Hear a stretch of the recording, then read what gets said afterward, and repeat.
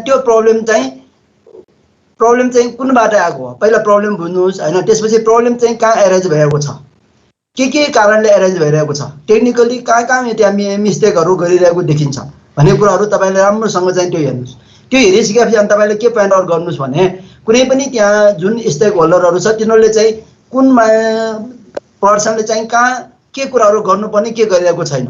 आज टेक्निकली भन्नाले तपाईँले टेक्निकली के गर्नु पर्यो भने एज ए इन्जिनियरहरूमा चाहिँ टेक्निकल इनपुटहरू दिनुहुने ठाउँहरू कहाँ हो र कहाँ मिस्टेक गरिरहेछ भनौँ न। अब म्युनिसिपालिटीको मिस्टेक छ कि ओनरको मिस्टेक छ कि डिजाइनरको मिस्टेक छ कि, अनि त्यसमा चाहिँ एउटा के कुरा बुझ्नुपर्छ भने एज ए डिजाइनर अथवा एज ए इन्जिनियर तपाईँले गर्नुपर्ने तपाईँको प्रोफेसनल इथिक्स के हो, प्रोफेसनल इथिक्स के हो र त्यहाँ तपाईँले गर्नुपर्ने कहाँनिर चाहिँ मिस्टेक भइरहेको छ त्यो कुराहरू चाहिँ तपाईँले राम्रोसँग पहिला हेर्नुहोस् हैन। अनि त्यसपछि के गर्नुहोस् भने तपाईँले फाइन्ड आउट गर्नुहोस् हो क्लाइन्टको के मिस्टेक हो हैन, उसले के गर्नुपर्ने के गरेछ, तपाईँको एज ए टेक्निकली उसले गरेको ठिक छ कि छैन तपाईँको भ्यूमा भन्नाले एज ए इन्जिनियरको भ्यूमा तपाईँले हेर्ने बेला चाहिँ कहाँ उसले मिस्टेक गर्नुपर्ने काम के हो र उसले गरिरहेको के छ।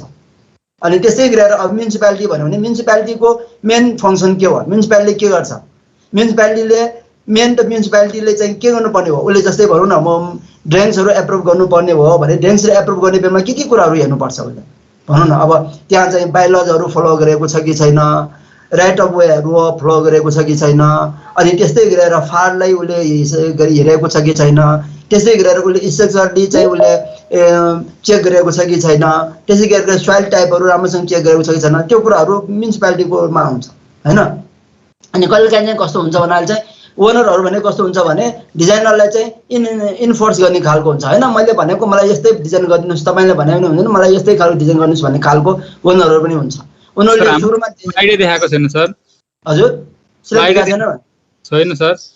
ल अहिले देखियो भन्दै थियो, आएन स्लाइड आएन, देखिया छ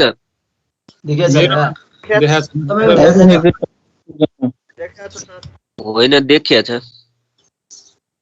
अनि त्यसपछि आएर अब भनौँ त्यो प्रब्लम चाहिँ कहाँ एराइज भएछ अनि प्रब्लमलाई चाहिँ हेर्नुहोस् हैन। अब प्रब्लममा चाहिँ को इन्भल्भ भइरहेछ त त्यहाँ र कसको मिस्टेक छ त हैन। अब कहिलेकाहीँ भनौँ न मेटेरियलको क्वालिटीमा पनि मिस्टेक हुनसक्छ, कहिलेकाहीँ सोइल टेस्टमा पनि मिस्टेक हुनसक्छ, कहिलेकाहीँ डिजाइनरको मिस्टेक अब भनौँ न तपाईँले डिजाइन गर्ने बेला नै मिस्टेक भएको हुनसक्छ, कहिलेकाहीँ अनि के हुनसक्छ ओनरको इन्फोर्सले पनि मिस्टेकहरू भएको हुनसक्छ। अनि त्यो कुरालाई पोइन्ट आउट गरिसकेपछि मात्र अनि तपाईँले चाहिँ लेख्नु। तपाईँले लेख्ने बेलामा जहिले पनि के हुनुपर्छ भने as a engineer as a professional ethics र तपाईँलाई परेको सबै कुराहरू भनौँ न मैले भने नि फाउन्डेसन रोड ट्रान्सपोर्टेसन भयो हैन, अनि आरसीसी भयो, सबै कुरामा तपाईँले परेको एज पर कोड अनुसार के चिजहरू हुनुपर्ने भयो र के चिजहरू भएन भने मिस्टेकहरू हुन्छ भन्ने कुराहरू थाहा पाएर, जस्तै लोडहरू सम्बन्धी भयो हैन, अनि त्यस्तै गरेर भनौँ न अब तपाईँले स्ट्रक्चर सम्बन्धी भयो, स्ट्रक्चर सम्बन्धी पनि कति कुराहरू मिस्टेकहरू भइरहेको हुन्छ। अब तपाईँले अहिले भर्खर पास अब तपाईँले फिल्डमा जाने बेलामा कति कुराहरू हुन्छ, हेर्ने बेलामा सानो चिजहरू हुन्छ, ती चिजहरूलाई चाहिँ उनीहरूले फलो नगरेर नै मिस्टेकहरू भएर चाहिँ ड्यामेजहरू भइरहेको चिजहरू चाहिँ हामीले धेरै ठाउँमा देख्न सक्छौँ है। मैले कति ठाउँमा त्यस्तो कुराहरू हेर्ने बेलामा एकदम सानो चिज तर टेक्निकली इनपुट नदिँदाखेरि के हो त्यो मिस्टेकहरू भएको। त्यसकारण तपाईँले पनि कहिले पनि तपाईँहरू एज ए प्रोफेसनल गइसकेपछि तपाईँले कुनै कुराहरू डिजाइन गर्यो सुपरभिजन गर्यो भने तपाईँले मेनली के हेर्नुपर्छ भन्दा चाहिँ as a project manager project handle गर्यो भने मेनली के कुरा हेर्नुपर्छ भने म चाहिँ इन्जिनियर हो, मैले गर्ने डिसिजनहरू चाहिँ पब्लिकली हुन्छ र सबैले मेरो डिसिजनलाई मान्छ, त्यसकारण मैले मिस्टेक गर्नु हुँदैन, मैले भन्ने कुराहरू चाहिँ जहिले पनि माइन्डमा चाहिँ राख्नुपर्छ। त्यसकारण तपाईँको मेनली अहिले भने मैले एटिट्युड राम्रो हुनु पर्यो हैन।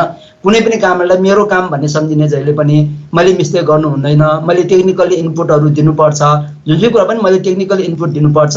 किनभने कति मान्छेहरू कस्तो हुन्छ भन्नाले पहिले यो घर बनाइसकेपछि त्यो मान्छे इन्जिनियर भन्दा ठुलो हुन्छ, इन्जिनियर जस्तै यो गर्नुपर्छ ऊ गर्नुपर्छ, यसरी गरेको यो गरेको ठिकै छैन, यो भर्खर परेको इन्जिनियरलाई केही थाहा छैन, मैले यत्रो घर बनाइसकेँ सबै राम्रोसँग गरेको छु, यसले गरेको यो मिस्टेक छ भनेर हाम्रो अगाडि नै भनिदिन्छ कतिलाई। त्यस कारण त्यस्तो बेला चाहिँ तपाईँले के गर्नुपर्छ भने एज ए प्रोफेसनल इथिक्स अनुसार तपाईँले आज आफूले परेको टेक्निकल इनपुटहरूलाई राखेर त्यसलाई डिफेन्ड गर्न सक्ने भयो भने मात्र अनि तपाईँलाई सबैले मान्छ। नत्र भए तपाईँलाई चाहिँ त्यो कसैले पनि इभन भने नि मैले मेसन यताले पनि तपाईँलाई चाहिँ त्यो गर्न सक्दैन। मेसनले बनाएको वालमा तपाईँले टेक्निकली चाहिँ मिस्टेक छ भनेर देखाउन सकेन भने त्यो मेसनले पनि तपाईँलाई रेस्पेक्ट गर्दैन। त्यसकारण त्यसको लागि पनि तपाईँले यो केस स्टडीमा चाहिँ तपाईँ के हेर्ने भने केस स्टडी भनेको के हो भने कुनै पनि साइटमा तपाईँ जाने बेलामा त्यहाँ मान्छेहरूले काम गरिरहेको मान्छेहरूले के कस्तो किसिमको मिस्टेकहरू टेक्निकल मिस्टेकहरू गरिरहेछ त्यसलाई तपाईँले चाहिँ पोइन्ट आउट गर्न सक्ने चाहिँ तपाईँहरू हुनुपर्छ र त्यही कुराहरू चाहिँ तपाईँले चाहिँ त्यहाँ पोइन्ट आउट गरेर त्यहाँ डिफेन्ड गरेर चाहिँ तपाईँले गरेको यो मिस्टेक छ है यसरी गर्नुपर्ने यसरी भयो यसले यो प्रब्लम्सहरू ल्याउन सक्छ पछि भनेर भन्न सक्ने स्थिति चाहिँ तपाईँहरूले बनाउन सक्नु चाहिँ पर्छ। त्यसकारण केस स्टडीमा चाहिँ हामीले जहिले पनि तपाईँले के भने तपाईँले जुन इनपुटहरू दिनुहुन्छ जुन तपाईँले एन्सरहरू दिनुहुन्छ त्यो सबै के हुनुपर्छ भने टेक्निकल हुनुपर्छ, टेक्निकल इनपुट हुनैपर्छ। आज टेक्निकल भएन भने त अब भनौँ न बाटोमा हिँडेको मान्छेले पनि यो वाल बनाएको ठिक छैन यो घर बनाएको ठिक छैन भनेर भनिरहेको हुन्छ। हामीले पनि देखिरहेको छौँ कतिजनाले त्यसो भनिरहेको हुन्छ।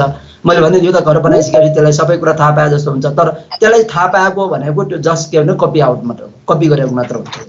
म कहाँ यस्तो दन्दी राखेको छ तपाईँ कहाँ यस्तो दन्दी राख्यो, म कहाँ यसरी बनाएको धरान गरेको थियो तपाईँ कहाँ यसरी गर्यो भन्ने मात्र हो, एज ए टेक्निकल इनपुट हुँदैन। त्यस कारण तपाईँहरू as a responsible person as a engineer as a technical person भइसक्यो तपाईँले के गर्नुपर्छ भने हरेक कुराहरू एज ए टेक्निकली मात्र तपाईँले चाहिँ डिफेन्स गर्न सक्नुपर्छ। अब भनौँ न यो त यहाँ अहिले मैले राखेँ a client came to a designer and asked to design a multi-story building.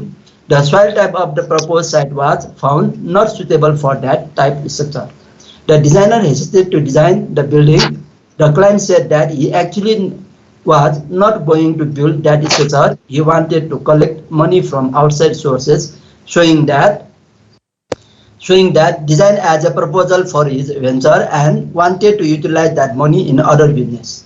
Explain the role of client and a designer in the perspective ethics.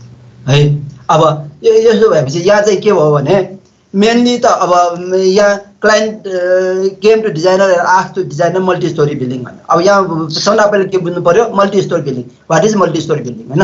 Multi storey building भनेको मोर देन 5 स्टोरी भयो भने मात्र multi storey हो, more than 5 storey नभइकन multi storey भनिँदैन। तपाईँहरू पनि कतिजनाले अस्ति प्रेजेन्टेसन गरेको बेलामा मल्टी स्टोरी भन्यो 4 स्टोरी बिल्डिङ 3 स्टोरी बिल्डिङलाई मल्टी स्टोरी भन्यो, त्यो मल्टी स्टोरी हुँदैन। मोर देन 5 स्टोरी भयो भने मल्टी स्टोरी हुन्छ। त्यसकारण अब मल्टी स्टोरी बिल्डिङ डिजाइन गर्ने भनेपछि त्यसको के हुनु पर्यो, अब तपाईँको माइन्डमा के आउनु पर्यो भने सबभन्दा पहिला त मल्टी स्टोरी बिल्डिङ दियो भने त्यसको लोड चाहिँ बढी हुन्छ होइन। अब बिल्डिङको मासै बढी हुन्छ, त्यसले चाहिँ त्यो के हुनुपर्छ भने सोइल टाइप चाहिँ त्यहाँ चाहिँ के हुनुपर्छ हार्ड हुनु पर्यो, अथवा सोइल टेस्ट हार्ड नभए पनि त्यहाँ के हुनु पर्यो कि त तपाईँलाई फाउन्डेसन टाइपै चेन्ज गर्नु पर्यो। अब पाइल फाउन्डेसन राख्नु पर्यो, पाइल फाउन्डेसन भनेको त्यो त इकोनोमिकल हुँदैन फेरि होइन।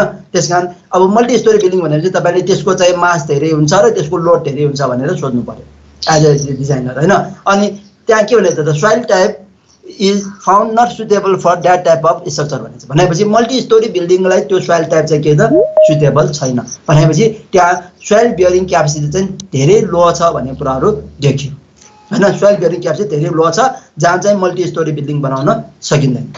अनि डिजाइनर हेजिटेट टु डिजाइन होइन बिल्डिङ होइन। डिजाइनर हेजिटेट हुँदा डिजाइनरले त स्वत नै उसले हेजिटेट हुनुभन्दा पनि उसले चाहिँ के गर्नु पर्यो भने सबभन्दा पहिले टेक्निकली उनीहरूलाई चाहिँ के भन्नु पर्यो भने यो ठाउँमा चाहिँ यो बिल्डिङहरू बनाउन सकिँदैन, यो सेटलमेन्ट हुन्छ र कि त हामीले चाहिँ यहाँ फाउन्डेसन टाइपै चेन्ज हुनुपर्छ, पाइल फाउन्डेसनमा जानुपर्छ जुन चाहिँ इकोनोमिकल हुँदैन है भनेर डिजाइनरले चाहिँ के गर्नु पर्यो ओनरलाई चाहिँ सजेसन दिन सक्नु चाहिँ हुनुपर्छ है।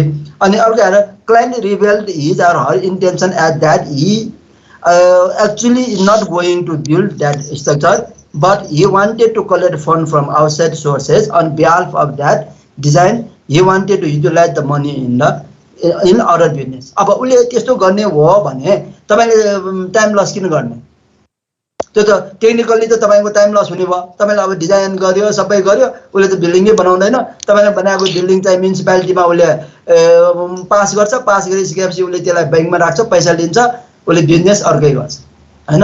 अब जस्ट म्युनिसिपालिटीमा पास गर्नको लागि अब म्युनिसिपालिटीमा पास गर्नलाई के गर्नुपर्छ भन्ने प्रोसेस पनि उसलाई बनाइदिनुपर्छ। किनभने म्युनिसिपालिटीमा कुनै पनि बिल्डिङहरू एप्रुभल दिनलाई हामीले के गर्नुपर्छ भने मल्टी स्टोरी बिल्डिङ भइसक्यो त्यसको सोइल टेस्ट हुनुपर्छ र अनि त्यस्तै गरेर त्यसको स्ट्रक्चर डिजाइन हुनुपर्छ र स्ट्रक्चरली सेफ छ भनेर तपाईँले त्यहाँ प्रेजेन्टेसन गर्नुपर्छ र त्यहाँ प्रेजेन्टेसन गरेपछि मात्र तपाईँको त्यो बिल्डिङलाई चाहिँ के गर्छ भनेर चाहिँ एप्रुभ गर्छ।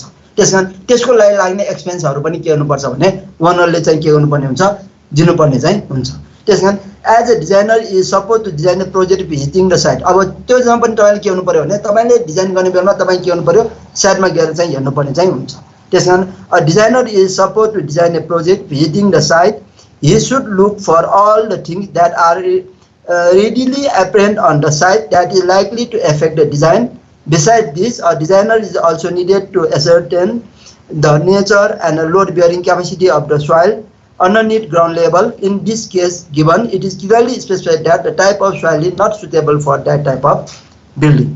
हैन, यहाँ त क्लियरली नै भनेको छ त्यो सोइल चाहिँ त्यहाँ सुटेबलै छैन भनेपछि त्यो सोइल टेस्ट गर्नुपर्छ भन्ने पनि हामीले भन्नु परेन, किनभने सोइल टाइप चाहिँ त्यहाँ चाहिँ सुटेबल चाहिँ छैन.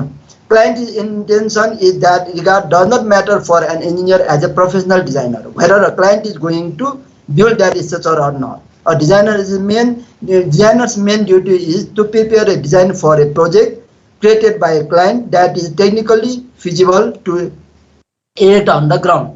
Non-feasible and non-economical design may lead toward the negligence of the designer, or they exhibit the incompetence of the designer. If negligence and incompetence are not the case, if the designer performs such a task is fulfill the client intention only, then the designer is not remain as a professional.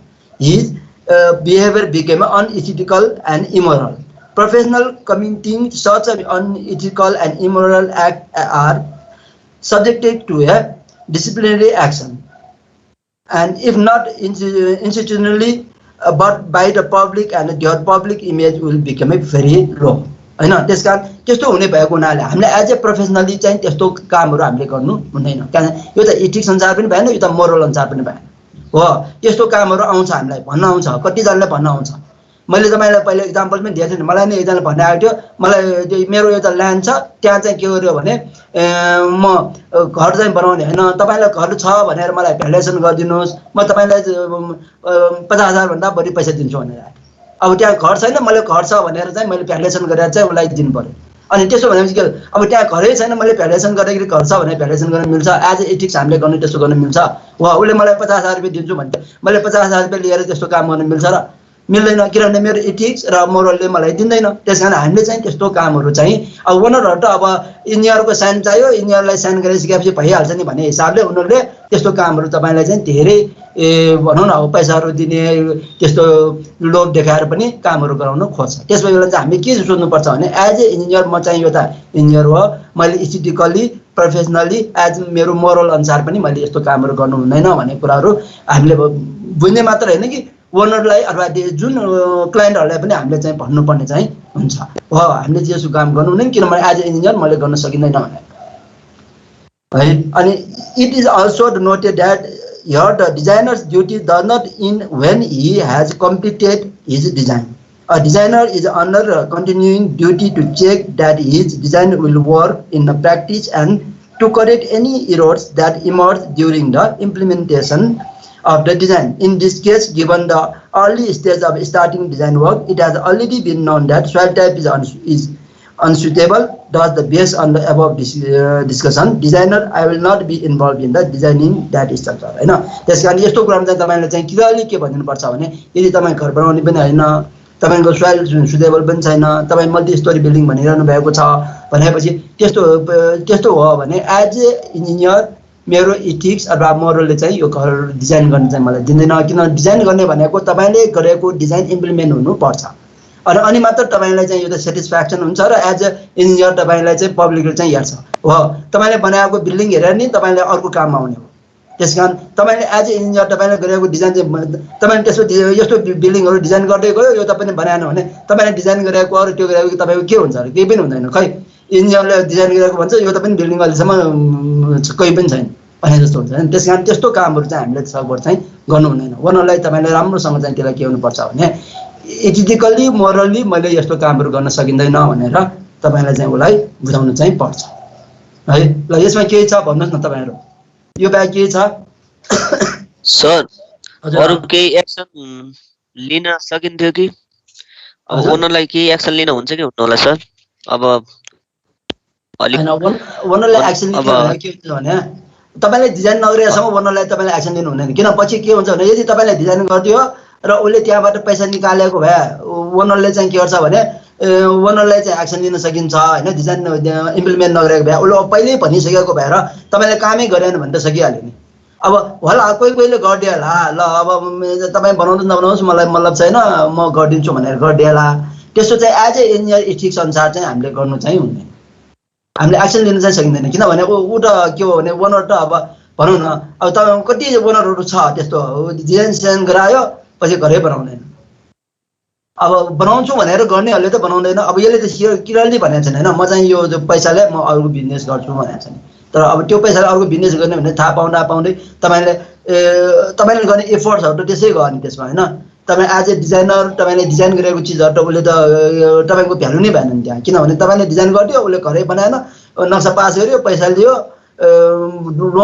लोनको लागि apply गर्यो पैसा लियो अरू business गर्न भयो भनेपछि त्यसमा चाहिँ हाम्रो चाहिँ त्यसमा चाहिँ के देखेन भने एज ए प्रोफेसनल इथिक्स अनुसार चाहिँ त्यहाँ चाहिँ तपाईँको कुनै पनि तपाईँको जुन इफोर्ट्सहरूलाई चाहिँ उसले के गर्यो भने नेग्लेक्ट गरेको देख्यो होइन नेग्लेक्ट गर्यो भने तपाईँले मेहनत गरेर अब डिजाइन गर्ने भनेर सहिलो काम होइन तपाईँ डिजाइन गर्ने बेला कति कुराहरू हुन्छ त हामीले हेर्नुपर्ने हुन्छ त्यहाँ हरेक कुराहरू हेरेर तपाईँ डिजाइन गर्नुहुन्छ स्ट्रक्चरली इलेक्ट्रिकली सेन्ट्रिकदेखि लिएर आर्किटेक्चरली तपाईँ सबै कुराहरू हेरेर डिजाइन गरेको हुन्छ तर उसलाई तपाईँ उसलाई चाहिँ त्यो गरेर भ्यालुलेस गरिदियो तपाईँको भ्यालु नै भएन उसले त त्यो लाग्यो पैसा दियो बिजनेस गर्यो भने त्यो भ्यालु भएन त्यस कारण त्यस्तो हुने भएको हुनाले त्यस्तो कामहरू एज ए इथिकली म गर्न सकिँदैन भनेर पहिल्यै इग्नोर गर्यो भने सबैभन्दा राम्रो हुन्छ सर अनि त्यो मैले खास भन्न खोजेको यदि त्यसले एक्सन लियो भने त्यो चाहिँ एउटा कन्फिडेन्सियलिटी भन्ने एउटा कोड अफ कन्डक्ट चाहिँ अलिकति ऊ हुन सक्दो रहेछ क्या असर पर्न सक्दो रहेछ अब यदि उसले एक्सन लिने थियो भने चाहिँ अब कन्फिडेन्सियलिटीमा असर पर्छ भन्ने कुरा पनि हामीले लेख्न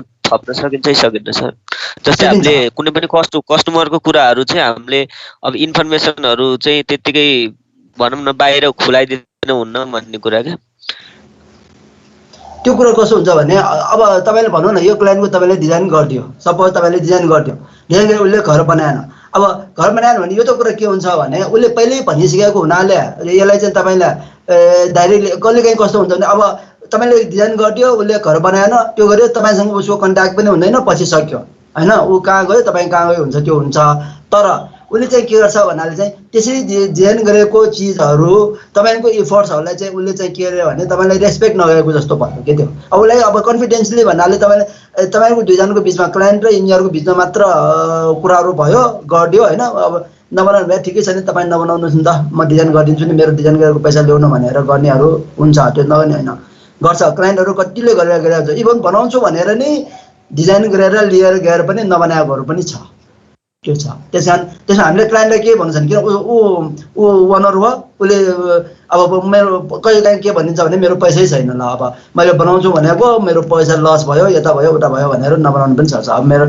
भनौँ न कसैलाई पैसा दिए त्यसले फिर्तै गरेन भनेर पनि भनिदिन्छ होइन त्यस्तो गरिदिन्छ तर मेनली यसले चाहिँ आफूले नबनाउने भनेर पहिल्यै भनेको हुनाले हामीले चाहिँ आफ्नो एज ए इथिक्स अनुसार चाहिँ मैले तपाईँको डिजाइन गर्न सकिँदैन भनेर पहिल्यै भन्नु राम्रो हुन्छ हामीले त्यसलाई एक्सन लिने भन्ने कुरा चाहिँ हुने उसले भनौँ न तपाईँले गरिदिएन भने अरू इन्जिनियर कहाँ जान्छ अरू इन्जिनियर कहाँ जान्छ अरूलाई बनाउनु दिन्छ उसले तर जसको चाहिँ अब भनौँ इथिकली काम नगर्ने इन्जिनियरहरू डिजाइनरहरू छ भने उसले त बनाइदिन्छ मलाई त के भएर उसले बनाएर नहुने मेरो पैसा आइहाल्यो मैले डिजाइन गरिदियो सक्यो भनेर भनिदिन्छ होइन त्यस्तो हुने भएको हुनाले एज ए इन्जिनियर भइसकेपछि धेरै कुराहरू तपाईँले चाहिँ इथिक्स र मोरल भन्ने कुराहरू पनि एज ए प्रोफेसनलिजम तपाईँले त्यो कुराहरू पनि हेर्नु चाहिँ पर्छ है अहिले मात्र होइन पछिसम्म पनि तपाईँले काम गर्ने बेलामा भनौँ न अब मैले झन्डै अहिले 30 वर्षदेखि काम गरिसकेँ काम गर्दाखेरि कति त्यस्तो क्लाइन्टहरू भेटिन्छ कति मान्छेहरूले तपाईँलाई अब प्रलोभनहरू देखाउनेदेखि लिएर हरेक कुरा थ्रेटिङ गर्नेदेखि लिएर हरेक कुराहरू आउन सक्छ त्यस कारण त्यस्तो बेलामा आफू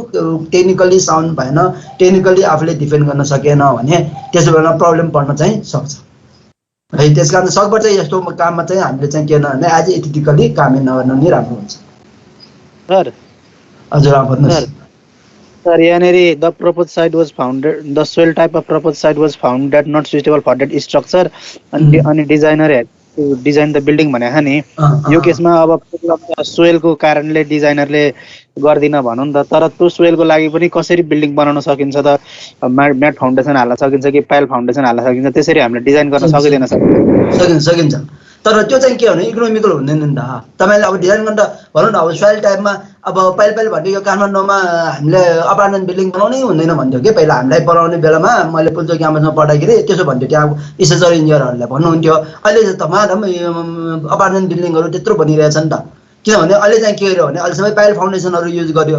यहाँ 300 मिटरसम्म ब्ल्याक कटन सोइल छ भने चाहिँ यहाँ बबरमलमै हाम्रै कलेजबाट पास आउट एकजना बबरमलमा त्यो के त्यहाँ न्यायालयको एउटा जुडिसियरी बिल्डिङ बनाएको बेलामा हामी सबै साइडमा गएर हेरेको थियौँ बनाउने। यो त्यहाँ 7 तलाको बिल्डिङ कि 8 तलाको बिल्डिङ थियो, त्यहाँको सोइल टाइपले गरेर त्यो बिल्डिङ बनाउनु नभएर त्यहाँ जस्ट 5 स्टोरीको बिल्डिङ बनायो।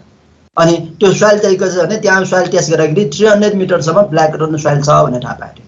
अब 300 मिटरसम्म ब्ल्याक कटन सोइल भएको ठाउँमा हामीले कसरी मल्टी स्टोरी बिल्डिङ बनाउन सकिन्छ? बनाउन सकिँदैन। अब कि त 300 मिटरभन्दा तलसम्म फाउन्डेसन पठाउनु पर्यो, पाइल फाउन्डेसन पठाउनु पर्यो होइन। त्यस कारण त्यो इकोनोमिकल हुँदैन, गर्न सकिन्छ, इकोनोमिकल हुँदैन, धेरै कस्टली हुन्छ। अब तपाईँले सबै घर बनाउने सबै फाउन्डेसनमा जान सक्छ, होइन? घर बनाउने जति पैसा हो सबै फाउन्डेसनमा जान सक्छ। अब भनौँ न अहिले यो तहरा बनाइरहेको तपाईँले हेर्नुभयो होला, त्यहाँ फाउन्डेसन कति तल गएको थियो, त्यहाँ थुप्रै गएको थियो नि त्यो। त्यहाँ नत्र त्यो तहरा योताको त्यत्रो अरबौँ पैसा लाग्छ। तपाईँ भनौँ न अस्ति एकजनाले कम्पेरिटिभली राखेर ल्याएको थियो, यो त अपार्टमेन्ट बिल्डिङ बनाउनेखेरि चाहिँ यति पैसा लाग्यो, 4वटा अपार्टमेन्ट बिल्डिङ बनाउने बराबरको यो त तहरा बनाउने पैसा लागिरहेछ, यो कसरी भएको भनेर क्वेसन आइरहेको छ त्यहाँ। अब त्यो के हो त्यो त डिजाइनरलाई थाहा होला, त्यहाँ कन्स्ट्रक्सन गर्नेलाई थाहा होला, होइन? हामीलाई थाहा छैन। मैले त्यो अस्ति पढेको थिएँ, होइन? त्यस कारण त्यो माथि बनाउने जति पैसा हो सबै फाउन्डेसनमा पनि लाग्न पनि सक्छ, त्यो इकोनोमिकल हुँदैन, गर्न सकिन्छ। इम्पोसिबल भन्ने केही पनि छैन, गर्न सकिन्छ। अब हामीले एज यसो सर मैले भने फाउन्डेसन 300 मिटरसम्म तल पाइल फाउन्डेसन जाने हो भने त्यहाँ मल्टी स्टोरी बिल्डिङ बनाउन सकिन्छ, 10 तला 12 तला 20 तला पनि बनाउन सकिन्छ। त्यो बनाउन नसकिन्छ है भने कसो कसो ठाउँमा त अब बनाइरहेको हुन्छ होइन, सोइलहरू केही नभएको ठाउँमा।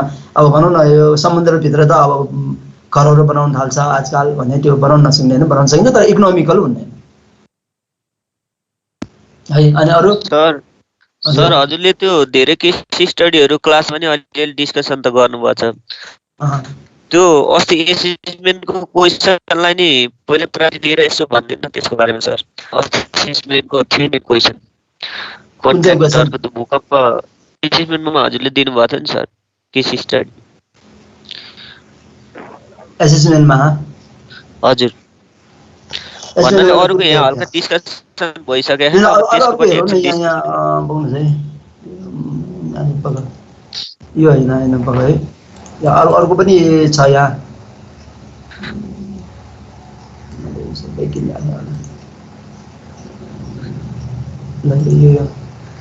यो अर्को यो त पनि हेरौँ न ल। Rohit and engineer invite along other यो भन्दा माथि अर्को त पनि लागेको थियो, यो होइन यो। Rohit and engineer is invited along with other engineers to one-day complimentary educational seminar sponsored by Mama Steel Company. The seminar is designed to educate engineers on current technological advances in the selection and use for pipe construction. The seminar is a part of the large efforts by the Mama Steel Company to become a better known in the engineering community. Mama Steel Company had provided all the refreshments, including buffet lunch on during the seminar and a cocktail reception immediately following the seminar. Rohit accepted the invitation and agreed to attend the seminar. Right? Answer the following question using the reference. अब सबैले question अब यसमा यस्तो भयो भने तपाईहरु के भन्नुहुन्छ? यो आइराछ, यस्तो क्वेसनहरु आइरहेको हुन्छ यसमा त अब के छ भन्नाले चाहिँ यो त स्टिल कम्पनी भयो, मामा स्टिल कम्पनी भयो हैन। अब उले seminar design to educate the engineers to on the current technological advance in the selection and use pipe construction. यो पहिले धेरै अरूहरूले पनि गर्थ्यो, जस्तै सिमेन्ट कम्पनीहरू अनि यो पेन्टहरूले यो स्टिल कम्पनीहरूले गरिरहेको हुन्छ हैन। The seminar is a part of large efforts by the Mama still company to become better known in engineering community. Mama still company had provide. अब यहाँ त कुरा के आउँछ भने यस्तो स्पोन्सरहरू गरेर यसरी चाहिँ भनौँ न यो त चाहिँ रिफ्रेसमेन्ट तरिकाले गर्ने बेलामा चाहिँ तपाईले चाहिँ यस्तो ठाउँमा चाहिँ जानुहुन्छ कि हुँदैन, यो त्यो छ। अब कसैले चाहिँ के दिएर पनि गर्छ हैन। अब त्यस्तो ठाउँमा जानुहुन्छ कि हुँदैन र त्यहाँ गएपछि तपाईले के गर्नुपर्ने हुन्छ भन्ने कुराहरू चाहिँ आउँछ। भनौँ न answer the following, is the Rohit acceptance to participate in that seminar a conflict of interest? Is Rohit taking a brief in accepting the invitation? Will his acceptance create a conflict of interest later if Rohit needs to purchase pipes? How would you evaluate the behaviour of the Mama still company. अब तपाईँले यसमा भन्दाखेरि यो अघि जुन यो question अनुसार चाहिँ यदि तपाईँलाई पनि यस्तो आयो भने तपाईँ के गर्नुहुन्छ? यस्तो त धेरै कम्पनीहरूले गरिरहेको हुन्छ। उनीहरूले आफ्नो प्रोडक्टहरूलाई चाहिँ मार्केटमा ल्याउनको लागि र उनीहरूले टार्गेट गर्ने भनेको इन्जिनियरहरूलाई हो। तपाईँले कहीँ चाहिँ ल यो सामान एकदम राम्रो छ भनेर तपाईँले चाहिँ कसैलाई भनिदिनुहुन्छ र कसैलाई चाहिँ भनौँ न रिकमेन्ड गरिदिन्छ भन्ने कुराहरूले उनीहरूले चाहिँ यस्तो कामहरू गरिरहेको हुन्छ। अब यस्तो माने तपाईँले चाहिँ के गर्नुहुन्छ? यस्तो भयो भने यसमा तपाईँहरू जानुहुन्छ कि जानुहुन्न? यहाँ भने चाहिँ educational seminar sponsor by Mama still company भनेर एजुकेसनल सेमिनार भनेको छ है। Seminar design to educate engineer. हजुर अब खासै नजानु पर्ने त्यति त छँदै छैन सर, फाइदाकै लागि हो, गइहालिन्छ नि फाइदालाई जाने। अनि अब तपाईँले त्यहाँ गइसकेपछि तपाईँले अनि पछि काम गर्ने बेलामा त तपाईँले मामा स्टिललाई नै रिकमेन्ड गर्नुहुन्छ होला नि होइन? अब आफ्नै नजिकका मामा जस्तै हुनु भने त गरिहालिन्छ नि सर। तर स्ट्रेन्थ हुनु पर्यो नि सर, स्टिलको होइन यत्तिकै गर्न चाहिँ मिल्दैन। अब तर अब त्यो अलिक सेटिस्फ्याक्ट्री छ भने त्यसको टेस्टहरू अनि त्यो टेन्सनहरू यताउति अनि त्यसपछि चाहिँ गर्न मिल्छ। त्यही पनि त्यसरी अब डाइरेक्टली गर्न त हुन्न के अरे, त्यही अब के भन्नु, सेमिनार त गइहालिन्छ नि। सेमिनारमा गइन्छ होइन, सेमिनारमा गइन्छ। तर त्यहाँबाट चाहिँ तपाईँले के कुराहरू सिक्नु पर्यो भने उनीहरूले जुन प्रडक्टहरू निकाल्न लागेको छ स्टिलको त्यो चाहिँ हाम्रो एनएस अनुसार अथवा आइएस अनुसार चाहिँ त्यो कन्फर्म भएको छ कि छैन, तिनीहरूको मेटेरियलको क्वालिटीहरू कस्तो छ, तिनीहरूको स्पेसिफिकेसनहरू तपाईँले राम्रोसँग चाहिँ के गर्नु पर्यो भने पढ्नु पर्यो हो। अनि त्यो अनुसार चाहिँ हो। अब आइएस अनुसार कन्फर्म छ, एनएस अनुसार कन्फर्म छ र त्यसले स्ट्यान्डर्डहरू हामीले भने जस्तो स्ट्यान्डर्डहरू तिनीहरूले दिन्छ। त्यसको प्रडक्ट चाहिँ धेरै राम्रो छ। त्यो एज ए टेक्निकली है प्रडक्ट धेरै राम्रो छ भने अर्थ त्यो राम्रो भने अर्थ टेक्निकल्ली र त्यसको स्ट्यान्ड अनुसार त्यसको टेस्ट रिपोर्टहरू अनुसार सबै ठिक छ भने हामीले चाहिँ त्यसले सेमिनार गरेर तपाईँलाई जुन रिसेप्सन गरेर चाहिँ त्यो खुवाएको भनेर हिसाबले होइन, तिनीहरूको क्वालिटी प्रडक्ट राम्रो छ भन्ने हिसाबले मात्र तपाईँले के गर्न सकिन्छ भने त्यसलाई चाहिँ रिकमेन्ड गर्न सकिन्छ। अब त्यसो त भनौँ न अहिले हामीले यहाँ पाइपका मान्छेहरू कतिजना आउँछ, मलाई नै कतिजना यहाँ देखाउनु ल्याउँछ मेरो यो यो यसो यसो राम्रो छ भन्छ। अनि कति कुराहरू तपाईँले त्यस्तो बेलामा चाहिँ तपाईँले के गर्नुपर्छ भन्नाले उनीहरूले रिकमेन्ड गरिदियो। अब पहिले नै एकचोटि यो त के सिमेन्ट आएको थियो, सिमेन्ट आएर ल तपाईँले त्यो युज गर्यो भने तपाईँलाई चाहिँ 5% हो कि कति पर्सेन्ट चाहिँ त्यसको चाहिँ तपाईँलाई पैसा आउँछ। त्यो सिमेन्ट स्टिलै हो यो त के काठमाडौँ स्टिल भन्नेले कति 5% कति पर्सेन्ट दिने र जसले इन्जिनियरले त्यो युज गर्न रिकमेन्ड गरिदिन्छ त्यसलाई पैसा दिने। त्यस्तो किसिमले उनीहरूले प्रेजेन्टेसनै गर्न आएको थियो। इभन हाम्रो कलेजमा आएर प्रेजेन्टेसन गर्न आएको थियो। अनि अहिलेसम्म मैले त्यो स्टिल अहिले पनि युज गरेको पनि छैन। अहिले त त्यो स्टिल कोल्याप्सै भइसकेको जस्तो अहिले त्यो कम्पनी नै छैन त्यहाँ। त्यस्तो कम्पनीहरू आएर चाहिँ त्यसरी चाहिँ भन्न आउँछ तर तपाईँले युज गर्नुहोस् तपाईँलाई 5% आउँछ। अब त्यो जुन त्यस्तो भन्न आयो भने चाहिँ ब्रिफ जस्तो भयो होइन, ब्रिफ दिएको जस्तो त्यसै भन्न आउँछ। त्यसो दिन आउने बेलामा चाहिँ के हुनुपर्छ भने तपाईँले त्यस्तो कुराहरूलाई चाहिँ कहिले पनि आफूले चाहिँ एज ए इथिक्स होइन अनुसार एज ए मोरल अनुसार पनि तपाईँले चाहिँ के हुनुपर्छ भने एज ए टेक्निकल्ली त्यो प्रडक्ट चाहिँ के छ ठिक छ कि छैन होइन, त्यो प्रडक्ट चाहिँ अब टेक्निकली ठिक छ कि छैन, आइएस एनएस अनुसार चाहिँ कन्फर्म भएको हो कि होइन, त्यसको मेटेरियलको प्रपर्टिजहरू, त्यसको टेस्ट रिपोर्टहरू र त्यसको चाहिँ के त्यसको चाहिँ स्पेसिफिकेसनहरू हेरेर मात्र तपाईँले चाहिँ के गर्नुपर्छ भने त्यसलाई युज गर्नु चाहिँ पर्छ। होइन भने अब तपाईँ यसै त्यो इन्भिटेसनमा गएर त्यहाँ उनीहरूले भने होला अब हाम्रो सामान त सबै तपाईँले त्यो गरिदिनु भयो भने जस्तो किसिमले चाहिँ गर्नु हुँदैन। त्यहाँ चाहिँ के हुनुपर्छ participate in dash seminar conflict of interest होइन, त्यो चाहिँ के हुनुपर्छ भने तपाईँ एज ए टेक्निकली मात्र तपाईँले चाहिँ त्यसलाई चाहिँ इन्ट्रेस्ट देखाउनुपर्छ र टेक्निकली त्यो सबै ठिक छ भने चाहिँ रिकमेन्ड गर्ने हो, टेक्निकली ठिक छैन भने रिकमेन्ड नहुने। मैले कति त गाउँको अहिलेसम्म कसैलाई रिकमेन्ड गरेकी छैन। मैले भने नि काठमाडौँ स्टिलले त्यस्तो किसिमको भन्ने आएको थियो ल अब कति सर्टेन पर्सेन्ट चाहिँ तपाईँलाई दिन्छु, तपाईँलाई जहाँ जहाँ युज गर्नुहुन्छ सर्टेन पर्सेन्ट दिनुहुन्छ भन्छ। अनि कतिले के भन्छ भने तपाईँले कहाँ कहाँ युज गरिरहेको छ हामीलाई लिस्ट पठाइदियो भन्छ। अब कतिले त्यसो भन्ने आएको पनि छ मलाई लिस्ट पठाइदियो न भन्छ। मैले कसैलाई लिस्ट पठाएको छैन किनभने मैले हेरेर ओनरले आफूले युज गर्छ तर मैले आफूले टेक्निकल्ली ठिक नभएको कुराहरूलाई म युज गर्नै दिन्नँ, कहीँ पनि युज गर्दिनँ। आफूले टेक्निकल्ली आफूले टेस्ट गरेको चिज थाहा छ भने यो रिकमेन्ड गर्नुहुन्छ, तर टेस्ट गरेको चिजहरू आफूले थाहा नभएको होइन, अननोन भएको चिजहरूलाई चाहिँ हामीले कहिले पनि रिकमेन्ड गर्नु हुँदैन। उसको स्पेसिफिकेसन हेऱ्यो, उसको टेस्ट रिपोर्टहरू हेऱ्यो, अनि उसले हामीले टेस्ट गरेको छ, आफूले टेस्ट गरेको छ, त्यसको चाहिँ सबै कुरा राम्रो छ भने त्यस्तो बेलामा चाहिँ हामीले चाहिँ रिकमेन्ड गर्न सकिन्छ टेक्निकल्ली। किनभने भोलि पर्सि त्यो यो सामान युज गरेर भोलि पर्सि केही भयो भने त्यसको रेस्पोन्सिबिलिटी तपाईँ आफै हुनुहुन्छ। किनभने हामीले रिकमेन्ड गरेपछि हामी आफै हुनु पर्यो। र इन्जिनियर साहबले भनेर युज गरेको सामान त यस्तो पो परेछ भन्यो भने भोलि तपाईँ के हुन्छ, तपाईँको एज अ पब्लिकली तपाईँ चाहिँ के हुन्छ भन्नाले चाहिँ ल यो इन्जिनियर त यस्तो नराम्रो सामानहरू पनि रिकमेन्ड गर्ने रहेछ भन्ने जस्तो हुन आउँछ। त्यस कारण त्यस्तो हुने भएको हुनाले will his assistant create a conflict of interest letter if Rohit needs to purchase pipes भन्यो होइन। त्यो चाहिँ पर्चेज पाइप्स हामीले चाहिँ गर्नलाई नै के हुनु पर्यो, अघि भनेपछि मैले सबै कुराहरू भयो भने चाहिँ हामीले एसेस गर्न सकिन्छ, कन्फ्लिक्ट हुँदैन। नत्र कन्फ्लिक्ट क्रिएट हुनसक्छ, भोलि पर्सि आएर चाहिँ तपाईँलाई के भन्न सक्छ भने ल इन्जिनियर साहबले रिकमेन्ड गरेर मैले युज गरेको यस्तो भयो भनिन्छ। अब त्यसमा त्यस्तो भन्ने कुराहरू आएपछि तपाईँलाई के हुन्छ भन्नाले तपाईँको एज अ प्रोफेसनलिजम तपाईँलाई चाहिँ नराम्रो हुन जान्छ र भोलि पर्सि तपाईँलाई अरूले विश्वास गर्दैन।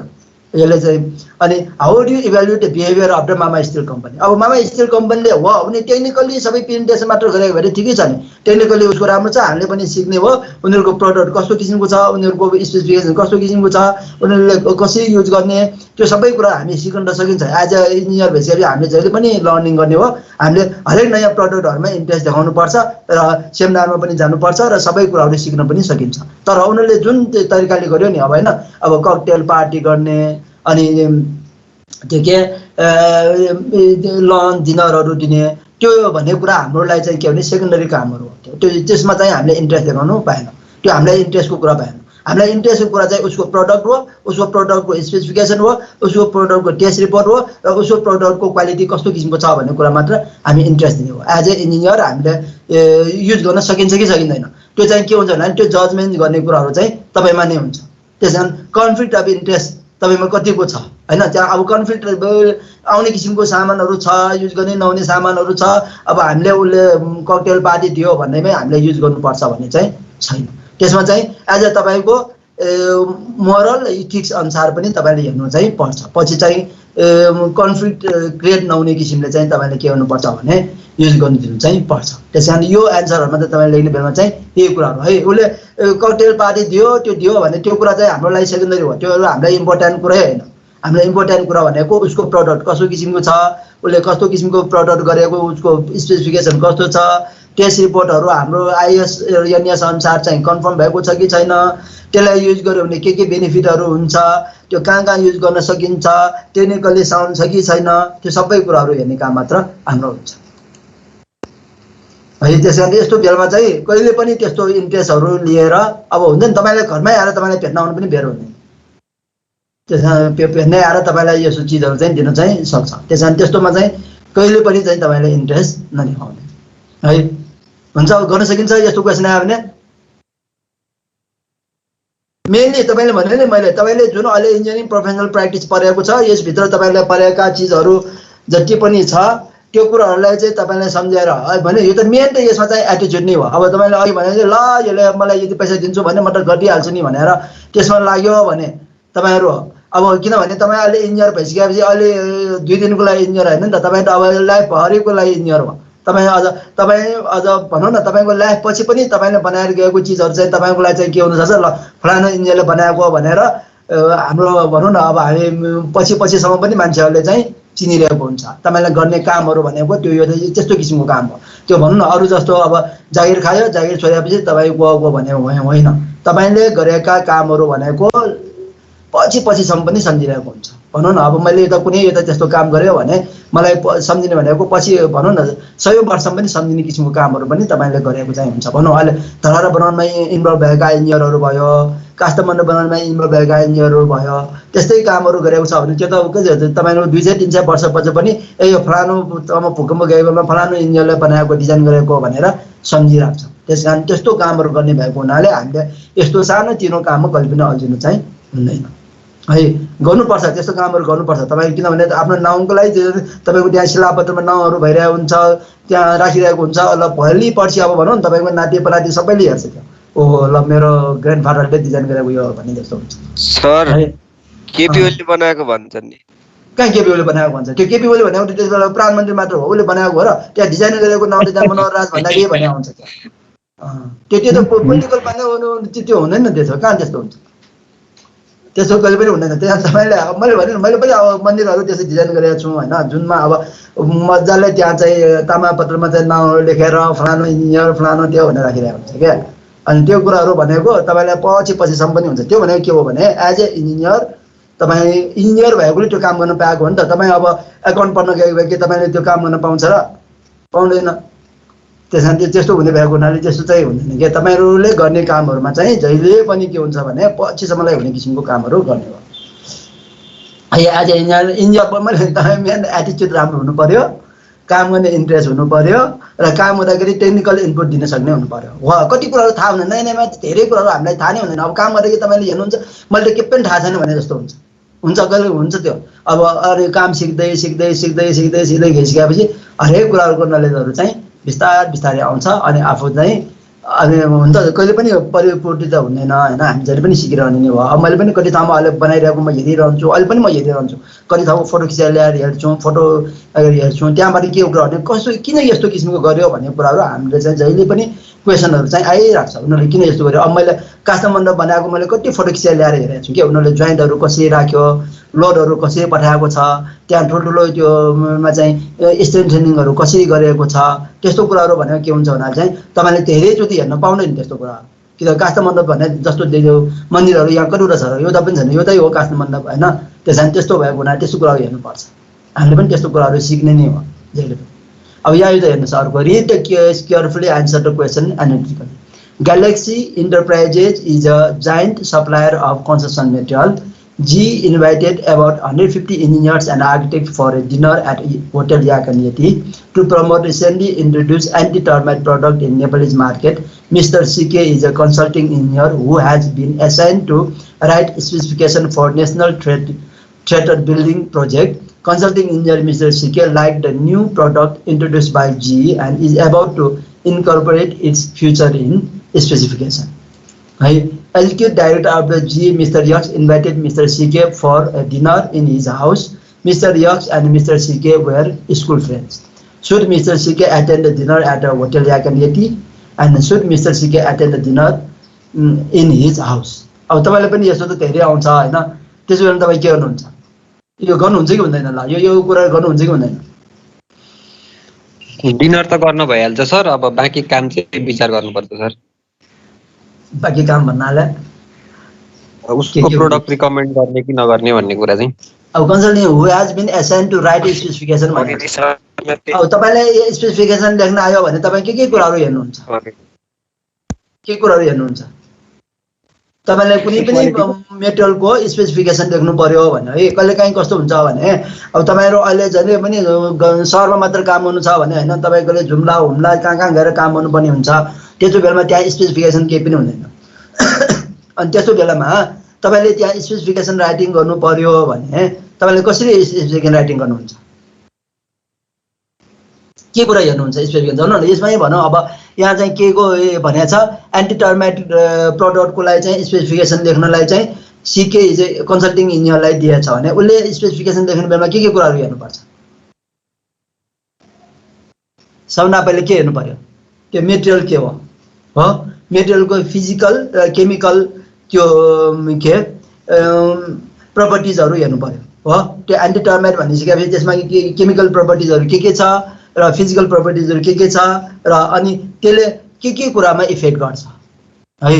अब एन्टी टर्माइट भन्ने बित्तिकै के हुन्छ भन्नाले चाहिँ कहिलेकाहीँ कस्तो हुन्छ भने कुनै पनि घरमा टर्माइटहरु आयो भने त्यो एरियाहरु नि छ, जस्तै अहिले हामी कुपण्डल एरियालाई चाहिँ टर्माइट इफेक्टेड एरिया भन्छ। त्यहाँ घर बनाउनु भन्दा पहिले तपाईले एक्सकभेसन गरिसकेपछि एन्टी टर्माइट केमिकलहरु राखेर मात्र घर बनाउनु पर्छ, हैन भने त्यो घरमा चाहिँ के हो टर्माइटहरु आउन सक्छ र अनि टर्माइट आउने बित्तिकै के सबै झ्याल ढोकाहरु सबै खाइदिन्छ। त्यसैले त्यस्तो हुने भएको हुनाले अब सबभन्दा पहिले तपाईले स्पेसिफिकेसन लेख्दाखेरि त्यसको फिजिकल प्रपर्टिज र केमिकल प्रपर्टिजहरु के हो त्यो कुराहरु थाहा पाउनु पर्यो। अनि त्यो केमिकल चाहिँ के को लागि लेख्न लागेको हो, त्यो केमिकलले के इफेक्टहरु गर्छ, कस्तो किसिमको टर्माइटहरुलाई चाहिँ त्यसले चाहिँ मार्छ, त्यो कुराहरु पनि तपाईले थाहा पाउनु पर्यो। अनि त्यसको केमिकल र फिजिकल प्रपर्टिज भएपछि त्यसको युजेसहरु कसरी गर्ने हो, कसरी युज गर्ने हैन। युज गर्दाखेरि के कुराहरू चाहिँ तपाईँले हेर्नुपर्छ र त्यो युज गर्ने बेलामा युज गर्ने त्यो एन्टी टर्मेटो केमिकलहरू युज गर्ने बेलामा के कुराहरू हेर्नुपर्छ। अब मान्छेहरूले फ्रीली युज गर्नु पाइन्छ कि पाइँदैन, राम्रोसँग अब मास्क लगाएर युज गर्नुपर्ने हो कि भन्ने कुरा हेर्नुपर्छ। अनि त्यो टर्मेटो युज गर्नुभन्दा पहिले प्रिपरेसन कस्तो किसिमको गर्नुपर्छ त्यो कुरा पनि हेर्नुपर्छ। अनि त्यो टर्मेटो युज गर्ने बेलामा चाहिँ कसरी युज गर्ने र युज गरिसकेपछि कति दिनसम्म त्यहाँ चाहिँ ह्युमन बिङहरू जानु हुँदैन अथवा ह्युमन बिङलाई कतिको इफेक्ट गर्छ त्यो कुराहरू पनि हेर्नुपर्छ हैन। र त्यसले लास्टमा हेरेर त्यसले चाहिँ कति इफेक्टिभ हुन्छ त्यो कुराहरूलाई हेरेर चाहिँ हामीले स्पेसिफिकेसन राइटिङ गर्नुपर्छ। टेक्निकल स्पेसिफिकेसन राइटिङ गर्दाखेरि त्यो कुराहरू सबै हेर्नुपर्ने हुन्छ। त्यस कारण त्यो हेर्ने बेला अब ओनरको इन्ट्रेस्टलाई हेरेर मात्र यो धेरै राम्रो छ युज गर्यो भने टर्मेटो एकजना पनि आउँदैन यहाँ त्यहाँ भनेर त्यसरी चाहिँ हामीले चाहिँ यो चाहिँ एज ए इन्जिनियर तपाईँले चाहिँ त्यसरी लेख्नु चाहिँ हुँदैन। त्यस कारण कन्सल्टिङ इन्जिनियरले पनि त्यो कुराहरू चाहिँ हेर्नुपर्ने हुन्छ। र executive director of G Mr X invited Mr CK for dinner in his house. Mr X and Mr CK were school friend. अब स्कुल फ्रेन्ड हुनु यो त कुरा हो, अब फ्रेन्ड भयो तर त्यो डिनरको लागि घरै जानुपर्छ अथवा डिनरमा गएपछि उसले भनेकै जस्तो स्पेसिफिकेसन लेख्नुपर्छ भन्ने कुराहरू चाहिँ हुँदैन। त्यस कारण त्यस्तो बेला चाहिँ के गर्नुपर्छ एज ए प्रोफेसनल इन्जिनियर तपाईँले के गर्नुपर्छ भन्दा चाहिँ मैले तपाईँको इन्ट्रेस्ट चाहिँ बुझेँ तर मैले लेख्ने बेलामा भनेको मैले technical as a engineer ethics र मोरल अनुसार मैले लेख्ने बेलामा चाहिँ के हुनुपर्छ भने इन्ट्रेस्ट र कन्फ्लिक्ट अनुसार पनि मैले चाहिँ के गर्नुपर्छ भने टेक्निकल कुराहरूलाई मात्र राखेर चाहिँ मैले स्पेसिफिकेसन बनाउनुपर्छ। जुन कुराहरू अघि मैले भने अनुसारै सबै त्यो पोइन्टहरू चाहिँ स्पेसिफिकेसनमा इन्कर्पोरेट गर्नु आवश्यक छ है। अब साथी हुनु यो त कुरा हो, अब साथी भयो साथी भएर बोलायो त्यो अर्को कुरा हो, तर तपाईँ as a engineer as a professional तपाईँले चाहिँ त्यस्तो कुराहरूलाई चाहिँ तपाईँले के गर्नुपर्छ भन्नाले चाहिँ हेर्नुपर्ने हुन्छ। किनभने एज ए इन्जिनियर भइसकेपछि यो त चाहिँ के भन्छ एज ए प्रोफेसन भइसकेपछि profession is that which is acquired through specialise training or education having a certain skill that ordinary man do not possess हैन। अरू मान्छेसँग हुने नभएको कुराहरू तपाईँसँग भएको। Should Mr CK attend dinner at hotel या क्यान्डिडेटी। Should Mr attend dinner in his house. यो गर्नुहुन्छ कि हुँदैन एज ए फ्रेन्ड चाहिँ सर यस्तो त सोध्नु हुन्न के त्यो एटेन्ड गर्न त भइहाल्छ। एज ए फ्रेन्ड मैले भने एज ए फ्रेन्ड चाहिँ एटेन्ड गर्नुहुन्छ, एज ए इन्जिनियर चाहिँ एटेन्ड गर्नु भएन। एज ए इन्जिनियर एटेन्ड गर्नु भएन भने कारण के हो भने त्योबाट तपाईँ इन्फ्लुएन्स भएर चाहिँ तपाईँले स्पेसिफिकेसन राइटिङ गर्नु हुँदैन भनेको। जस्तै डिनरमा गयो अब उसको घरमा डिनरमा गएर त्यसको इन्फ्लुएन्समा चाहिँ तपाईँले के गर्नु भएन, तपाईँले स्पेसिफिकेसन राइटिङ गर्नु भएन। तपाईँले स्पेसिफिकेसन राइटिङ गर्ने बेलामा एज ए इन्जिनियर तपाईँले के कस्तो किसिमले गर्नुपर्ने हो टेक्निकल इनपुटहरू दिएर मात्र तपाईँले के गर्नुपर्छ भन्नाले चाहिँ स्पेसिफिकेसन राइटिङ गर्नुपर्छ एज ए सर। यो एन्टी टर्मिनाइटमा मेन के कुरा मैले भने नि सबभन्दा पहिले त त्यसको फिजिकल केमिकल प्रपर्टिजहरू हेर्नुपर्छ क्या। किनभने एन्टी टर्माइटहरू युज गर्ने बेलामा के हुन्छ भने सबभन्दा पहिले त्यो घरहरूमा जस्तै एन्टी टर्माइट युज गर्नु पर्यो भने त्यसमा के गर्छ भने सबै राम्रोसँग सफा गर्ने है। त्यो टर्माइट भएको घरमा सबै राम्रोसँग सफा गर्ने, त्यहाँ कुनै पनि चिजहरू नराख्ने, अनि सबै घरलाई खाली गरेर चाहिँ के गर्नुपर्छ भने त्यसलाई चाहिँ अनि त्यो टर्माइटहरू राख्ने दिनमा चाहिँ पुरै ड्राई हुनुपर्छ।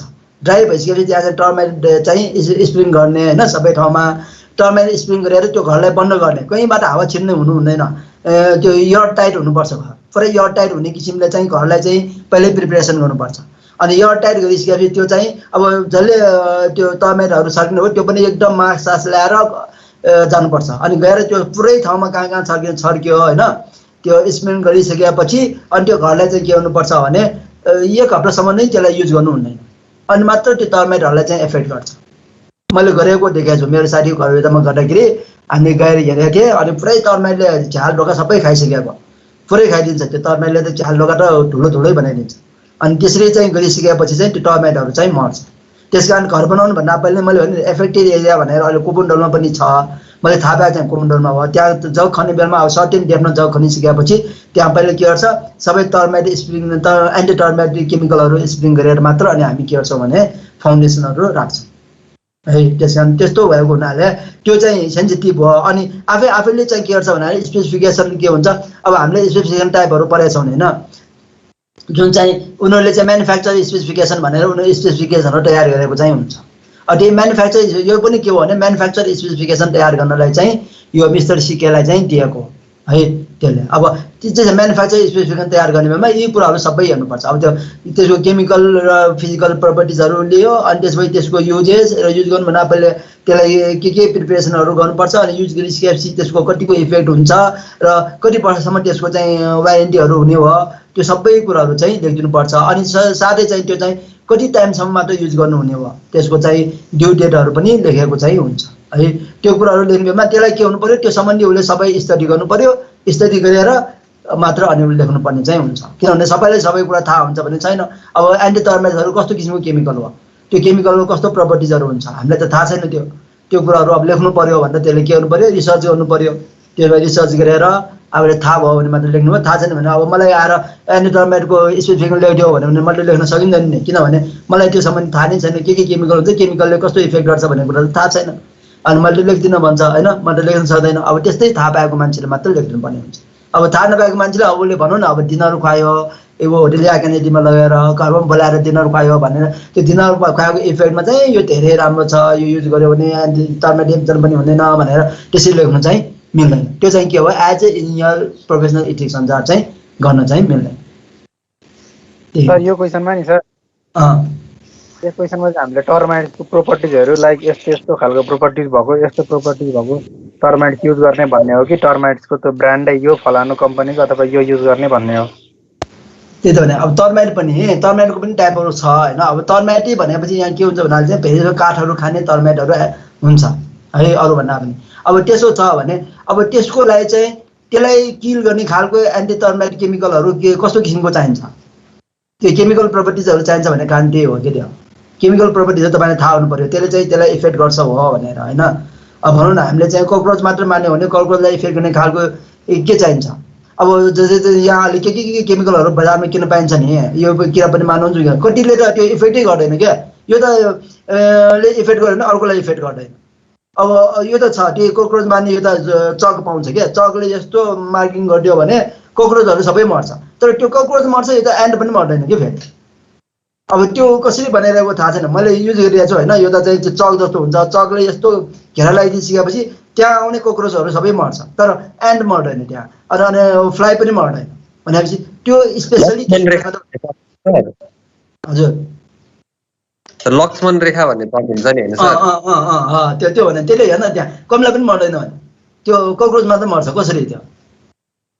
सर मैले भन्न खोजेको नि सर एन्टी टर्माइट्स एजेन्ट हामीले युज गर्नुपर्ने हो यो ब्रान्डको अथवा यो त्यो त धेरै ब्रान्डको अथवा धेरै कम्पनीको होला नि त होइन। यो युज गर्ने भन्ने हो कि यो प्रोपर्टिज भएको कुनै पनि ब्रान्डको युज गर्न सकिन्छ भन्ने हो?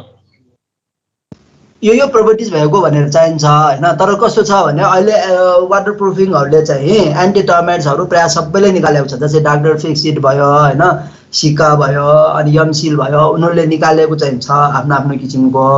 अब उनीहरूले त्यसमा चाहिँ स्पेसिफिकेसन पनि राखिदिएको चाहिँ हुन्छ। अब मैले भने स्पेसिफिकेसन राइटिङ गर्नु पऱ्यो भने त यहाँ त होइन, उसले यो त नयाँ टाइपको एन्टी टर्मेटिक केमिकलहरू निकाल्यो, त्यसको स्पेसिफिकेसन राइटिङ गर्नु पऱ्यो भनेपछि तपाईँले स्पेसिफिकेसन राइटिङ गर्दाखेरि के कुरा हेर्नुपर्छ भन्ने कुरा त तपाईँलाई थाहा हुनु पऱ्यो नि त राइटिङ गर्नेलाई होइन। अब त्यसै स्पेसिफिक राइटिङमा मैले भने नि यो एन्टी टर्मेटिक एकदम राम्रो छ युज गरेर पनि हुन्छ भनेर मात्र लेखेर त पुगेन, त्यसमा सबै कुरा लेख्नु पऱ्यो। त्यसमा त्यो सबै कुरा लेख्नलाई सबै कुरा थाहा हुनु पऱ्यो, थाहा नभएको मान्छे लेख्नु भएन। अब त्यसलाई रिसर्च गर्नु पऱ्यो, टेस्ट गर्नु पऱ्यो, अनि त्यसको रिजल्ट हेर्नु पऱ्यो, अनि मात्र पो स्पेसिफिकेसन राइटिङ गर्न सकिन्छ। त्यसै स्पेसिफिक राइटिङ गर्न त सकिँदैन। भनौँ न तपाईँले त ब्रिकको मात्र स्पेसिफिकेसन लेख भने तपाईँले ब्रिक हेरेर मात्र लेख्न सकिँदैन नि त, हेरेर त्यो फिजिकल प्रपर्टिज भनिदिएला तपाईँलाई।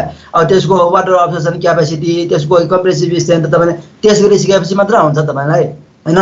त्यस्तै भएको हुनाले यस्तो लेख्ने बेलामा चाहिँ कसैको इन्फ्लुएन्समा लेख्नु हुँदैन भनेको, यहाँ इन्फ्लुएन्स गर्न खोजिरहेको देखिन्छ के, उसलाई डिनरमा बोलायो या क्यानेडीमा बोलायो भनिरहेको के भने उसले चाहिँ एज ए फ्रेन्ड चाहिँ इन्फ्लुएन्स पार्ने, ल अब यसलाई एकदम राम्रो फ्लोरिस्ट टाइपले चाहिँ स्पेसिफिकेसन लेखिदियो जसले गर्दाखेरि मेरो मार्केटमा चाहिँ मेरो केमिकल चाहिँ धेरै बिक्री होस् भन्ने हिसाबले गरेको देखिन्छ क्या। यहाँ त्यसो गर्नु चाहिँ हुँदैन भनेको क्या मैले। अब फ्रेन्ड भनेको यो ठाउँमा छ, तपाईँको आफ्नो साथीहरू होला, साथी भएपछि मद्दत गर्नुपर्छ, तर यो काम चाहिँ जुन उसलाई स्पेसिफिकेसन लेख्ने काम छ भने त्यो स्पेसिफिकेसन लेख्ने काम चाहिँ के हुनु पर्यो भने त्यो चाहिँ एज ए टेक्निकल्ली तपाईँले स्पेसिफिकेसन भने के हो भन्ने कुरा त तपाईँलाई थाहा छ नि। अब त्यो अनुसार मात्र तपाईँले चाहिँ के भने स्पेसिफिकेसन राइटिङ गर्नु पर्यो। अब स्पेसिङ राइटिङ गर्ने बेलामा के कुराहरू हुनुपर्छ भनेर अहिले मैले भनेपछि त्यसको प्रपर्टिजहरूदेखि लिएर टेस्ट रिपोर्टदेखि लिएर युज गर्नेदेखि लिएर युज गरिसकेपछि त्यसको इफेक्टहरू के हुन्छ त्यो सबै कुराहरू तपाईँले लेखिदिनुपर्छ। अब बजारमा त थुप्रो छ, अब सिकाको छ, डाक्टर फिक्सिटको छ, अनि त्यस्तै गरेर एमसिलको छ, त्यो एन्टिटर्मेन्टहरू अब आफ्नो आफ्नै किसिमको स्पेसिफिकेसनहरू छ। कसैसँग चाहिँ मेल चाहिँ खाँदैन, उनीहरूको फरक फरक छ। त्यहाँ तपाईँले लेख्ने बेलामा त्यो इन्फ्लुएन्स चाहिँ हुनु भएन तपाईँले, त्यति हो। अब तपाईँलाई केही स्पेसिफिकेसन लेख भनेर आयो भने, यस्तो क्वेसन आयो भने तपाईँले लेख्ने बेलामा के हुनुपर्छ भने मैले टेक्निकल इनपुट भनेको त्यही हो, टेक्निकली चाहिँ तपाईँले विचार गर्नु पर्यो। अब कसैले थाहा नभएकोलाई लेख भने ल उसले मलाई डिनर खुवाएको छ, यो त यही राम्रो छ भनेर लेख्दैन, त्यो भनेको टेक्निकल भएन, त्यो त इन्फ्लुएन्समा साथीकोलाई लेखिदिएको मात्र भयो। त्यो सबैलाई अरू भोलि पर्सि त्यो युज गर्दाखेरि चाहिँ त्यसको इफेक्ट पनि छैन, त्यसले ह्युमन बिङलाई इफेक्ट पर्ने भयो र मान्छे बिरामी पर्यो र मान्छेहरूलाई त्यो एन्टिटर्मेन्ट भनेको एकदम ध्यान छ, यसले त मान्छेलाई क्यान्सर गराउँछ।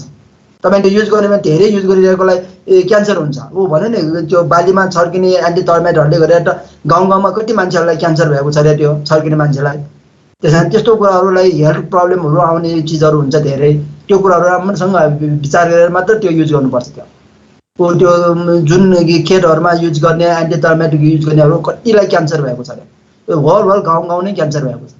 त्यस कारण त्यस्तो एन्टिटर्मेन्टहरूको लेख्ने बेला चाहिँ सबै कुरा थाहा नभइकन लेख्नु हुँदैन। अब यहाँले इन्फ्लुएन्स गरेको देखेकोले मात्र मैले भने, इन्फ्लुएन्स गरेर चाहिँ कुनै पनि कसैले इन्फ्लुएन्स गर्यो तपाईँलाई, ल तपाईँलाई यति पैसा दिन्छु, यस्तो गर्छु भन्यो, तपाईँलाई यो गर्छु ऊ गर्छु भनेर त्यसो गर्यो भने अब कहिले त तपाईँलाई यो कसै यो त गाडी नै दिन्छु भन्छ, ल यो त गाडी दिन्छु तपाईँले यो काम गरिदिनु भन्छ। अब त्यो भने तपाईँले त्यसमा हो मलाई त गाडी नै आउने भयो, इन्फ्लुएन्स भएर यो राम्रो छ नराम्रो भए पनि राम्रो छ भनेर तपाईँले लेखिदियो भने तपाईँ त इन्जिनियर हो नि, ऊ त यो त बिजनेसम्यान हो।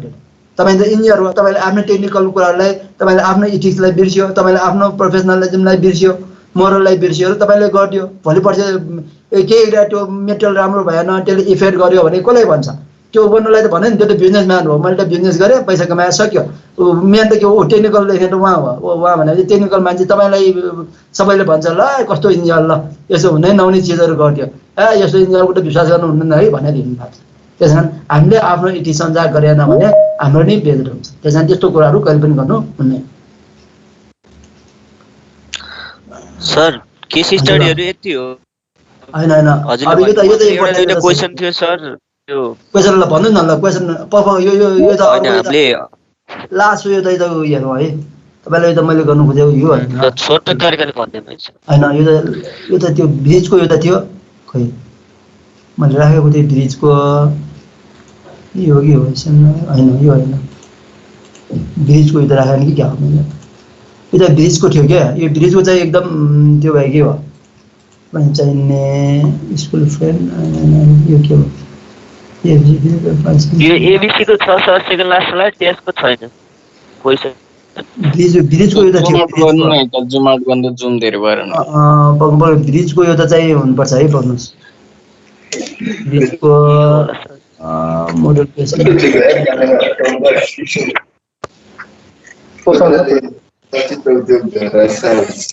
कहिले उठाएको र अनि अरू बाहिरको फिल्म नेपाली फिल्म वर्षमा 3 लाख किन के भयो भने ब्रिजको एउटा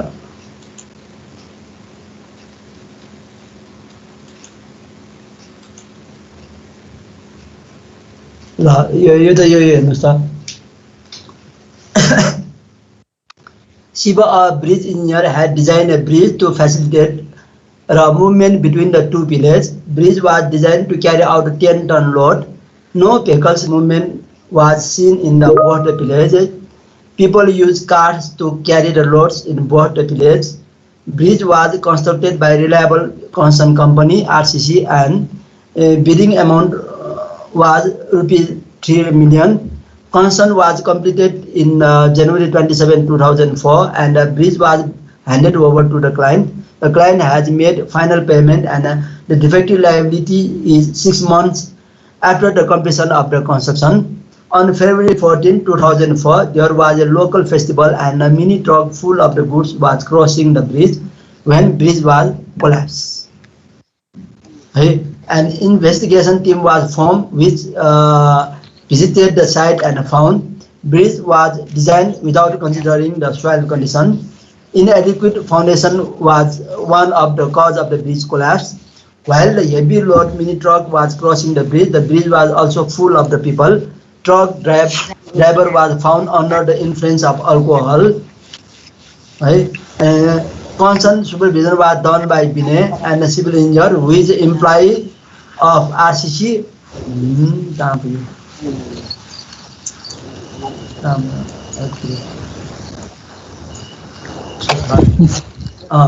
Truck driver and engineer constant supervision done by Binay and civil engineer, who is an employee of the RCC. Binay has recommended using a Baliofalam, a newly introduced reinforcement, which Binay is the local agent. The reinforcement used was also found of the low quality and was also one of the cause of the bridge collapse. Engineer Rana, on the behalf of the employer, has certified the works executed by the contractor. It was also reported that Rana has accepted 10% of the bidding amount from the contractor as a convert payment. Read carefully to discuss each individual institution status using appropriate reference. ल यो तपाईलाई कस्तो लाग्यो? ल यसमा हेर्नुस् त, अब यस्तो भयो भने के हुन्छ? अब हामी कहाँ अस्ति पनि दुईटा ब्रिज कोल्याप्स भइसक्यो है। अस्ति मात्र दुईटा ब्रिज कोल्याप्स भएको थियो हैन हामी कहाँ पनि। अब त्यस्तो कोल्याप्स हुने क्लर भयो भने अब यहाँ के देख्यो यहाँ? सबभन्दा पहिले तपाईले त अब ब्रिज पढ्नु भएको छ हैन। अब ब्रिज डिजाइन गर्दाखेरि के कुराहरु हेर्नु पर्यो? सबभन्दा पहिले के हेर्नु पर्छ? ब्रिज डिजाइन गर्ने बेला तपाईले के हेर्नु पर्यो? सबभन्दा पहिले सोइल इन्भेस्टिगेसन गर्नु पर्यो हो। सोइल इन्भेस्टिगेसन गर्नु पर्यो। अनि ब्रिजमा लोड चाहिँ कति आउँछ? ब्रिजमा लोड भनेको के हो? स्ट्याटिकल लोड आउने हैन। ब्रिजमा आउने लोड भनेको डायनामिक लोडहरु आउँछ हैन। भेहिकलहरुको मुभमेन्टहरु हुने डायनामिक लोड आउँछ। अनि डायनामिक लोड आउने बेला पनि के हुन्छ भने चाहिँ अब भेहिकलमा कतिजना मान्छे हुन्छ भने जहिले पनि हामी के हिसाब गर्नुपर्छ? फुल ट्रक हुन्छ भनेर हिसाब गर्नुपर्छ जहिले पनि हैन, गर्नुपर्छ। किनभने कहिलेकाहीँ फुल ट्रक भयो भने के गर्ने भन्ने कुराहरु आउँछ हैन। त्यसकारण हामीले फ्याक्टर अफ सेफ्टी अनुसार चाहिँ हेर्नुपर्ने हुन्छ। अब यहाँ त गरेको सबै यहाँ चाहिँ अब भनेको छ 10 ton load, no vehicle movement has been seen in the board village. अब no vehicle movement was seen in the board village भन्न मिल्छ र? मिल्दैन। अब कहिलेकाहीँ त हुन सक्छ हैन। अब ब्रिज बनाइसकेपछि हुन्छ, अब ब्रिज नबनाएसम्म नभएको पनि हुन सक्छ। अब यस्तो भयो भने अब यहाँ उसले यो भनौँ न अब उसको यो त यहाँ हेर्नु लायबिलिटी पिरियड चाहिँ कति दिएको छ? 6 मन्थ मात्र दिएको छ है डिफेक्ट लायबिलिटी पिरियड। तर उसले उसको ब्रिज कोल्याप्स कहिले भयो? 1 इयर पछि उसको ब्रिज कोल्याप्स भयो भनेपछि उसले डिफेक्टिभ लायबिलिटी पिरियड सकाएर उसले जुन त्यो पेमेन्टहरु रिटेन्सन मनी पनि उसले लिइसकेको छ है। रिटेन्सन मनी पनि लिइसक्यो भनेपछि कन्ट्र्याक्टर त्यहाँबाट फ्री भइसक्यो। तर कन्ट्र्याक्टर त फ्री भयो तर ब्रिज चाहिँ के भयो? कोल्याप्स भयो हैन।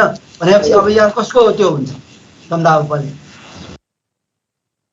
अब यहाँ हेर्नुस् त, अब शिव डिजाइन इन्जिनियर उसको रोल के हुन्छ? उसको के रोल हुन्छ? तपाईले पढ्नु भयो है? यो पढ्नु भयो? सबैले पढ्यो? सर त्यसले त्यो फाउन्डेसन पनि त ख्याल गर्न पर्छ एउटा कुरो। अनि कुनै पनि लोड आउन भन्ने पनि हुन्न, फ्लोड आउन पनि भन्न हुन्न नि सर। ब्रिज डिजाइनरले त पहिला आ छैन भने डिजाइनरको रोल के भयो? सबभन्दा पहिले डिजाइनरको रोल। डिजाइनरले गल्ती त्यहाँ धेरै गल्ती डिजाइनरको छ। डिजाइनरको बढी देखिन्छ सर त्यहाँ गल्ती चाहिँ। के गल्ती भयो डिजाइनरको? डिजाइनरले नै एउटा राइट डिजाइन नदिएको कारणले गर्दै भएको हो सर त्यो। अब त्यसमा मेटेरियलहरुको स्पेसिफिकेसनहरु अनि त्यस्तै कुराहरु चाहिँ कमजोरी भएर न सर त्यो डिजाइनर के कन्ट्र्याक्टरले त काम गरेको हो। 6 मन्थसम्म डिफेक्ट पनि केही पनि देखिएन। अब ह्यान्डओभर गर्यो। पुरा 3 मा भने नि सर सोइल कन्डिसनै राम्रो उ छैन। सोइल कन्डिसन उ अब भनौं न कन्सिडरै नगरी गरे रहेछ। अब त्यहाँ स्कोर डेप्थ एक्सफ्लक्सहरु पनि हेर्न पर्छ नि सर। अब पानी रिभर बगिरहँदाखेरि त्यो स्कोर गरिरहन्छ। अनि पहिला अब अलिकति ठिकै थियो भने जेन गर्नु भएको छ है। तपाईलाई ब्रिज पराएको छ है? तपाईले ब्रिज पढ्नु भएको छ? ब्रिज सम्बन्धी एकदम सर पढेको छ सर हल्का। तपाईले ब्रिज पढेको छ है? अब तपाईले अघि भने ठिकै हो। स्कोर अब कति स्कोर गर्छ हैन? त्यो कुराहरु हेरेर फाउन्डेसनको डेप्थ कति जानु पर्छ भन्ने कुराहरु हुन्छ कि हुँदैन? हुन्छ होइन। फाउन्डेसन डेप्थ चाहिँ स्कोर गरिएको लेभलबाट कति तल जानुपर्छ भन्ने कुराहरू हुन्छ हो कि होइन। अनि अर्को कुराहरू अब लोड भन्यो, लोड नै कुरा डिजाइनरले के हेर्नु पर्यो, समडापले लोड हेर्नु पर्यो, कति लोड आउँछ। अब भनौँ न, अब यति लोड आउँछ भनेर उसले फ्याक्टर अफ सेफ्टी चाहिँ लिनुपर्ने हुन्छ हो कि होइन। उसले लोड क्यालकुलेसन राम्रोसँग गरेन, 10 टन मात्र लियो।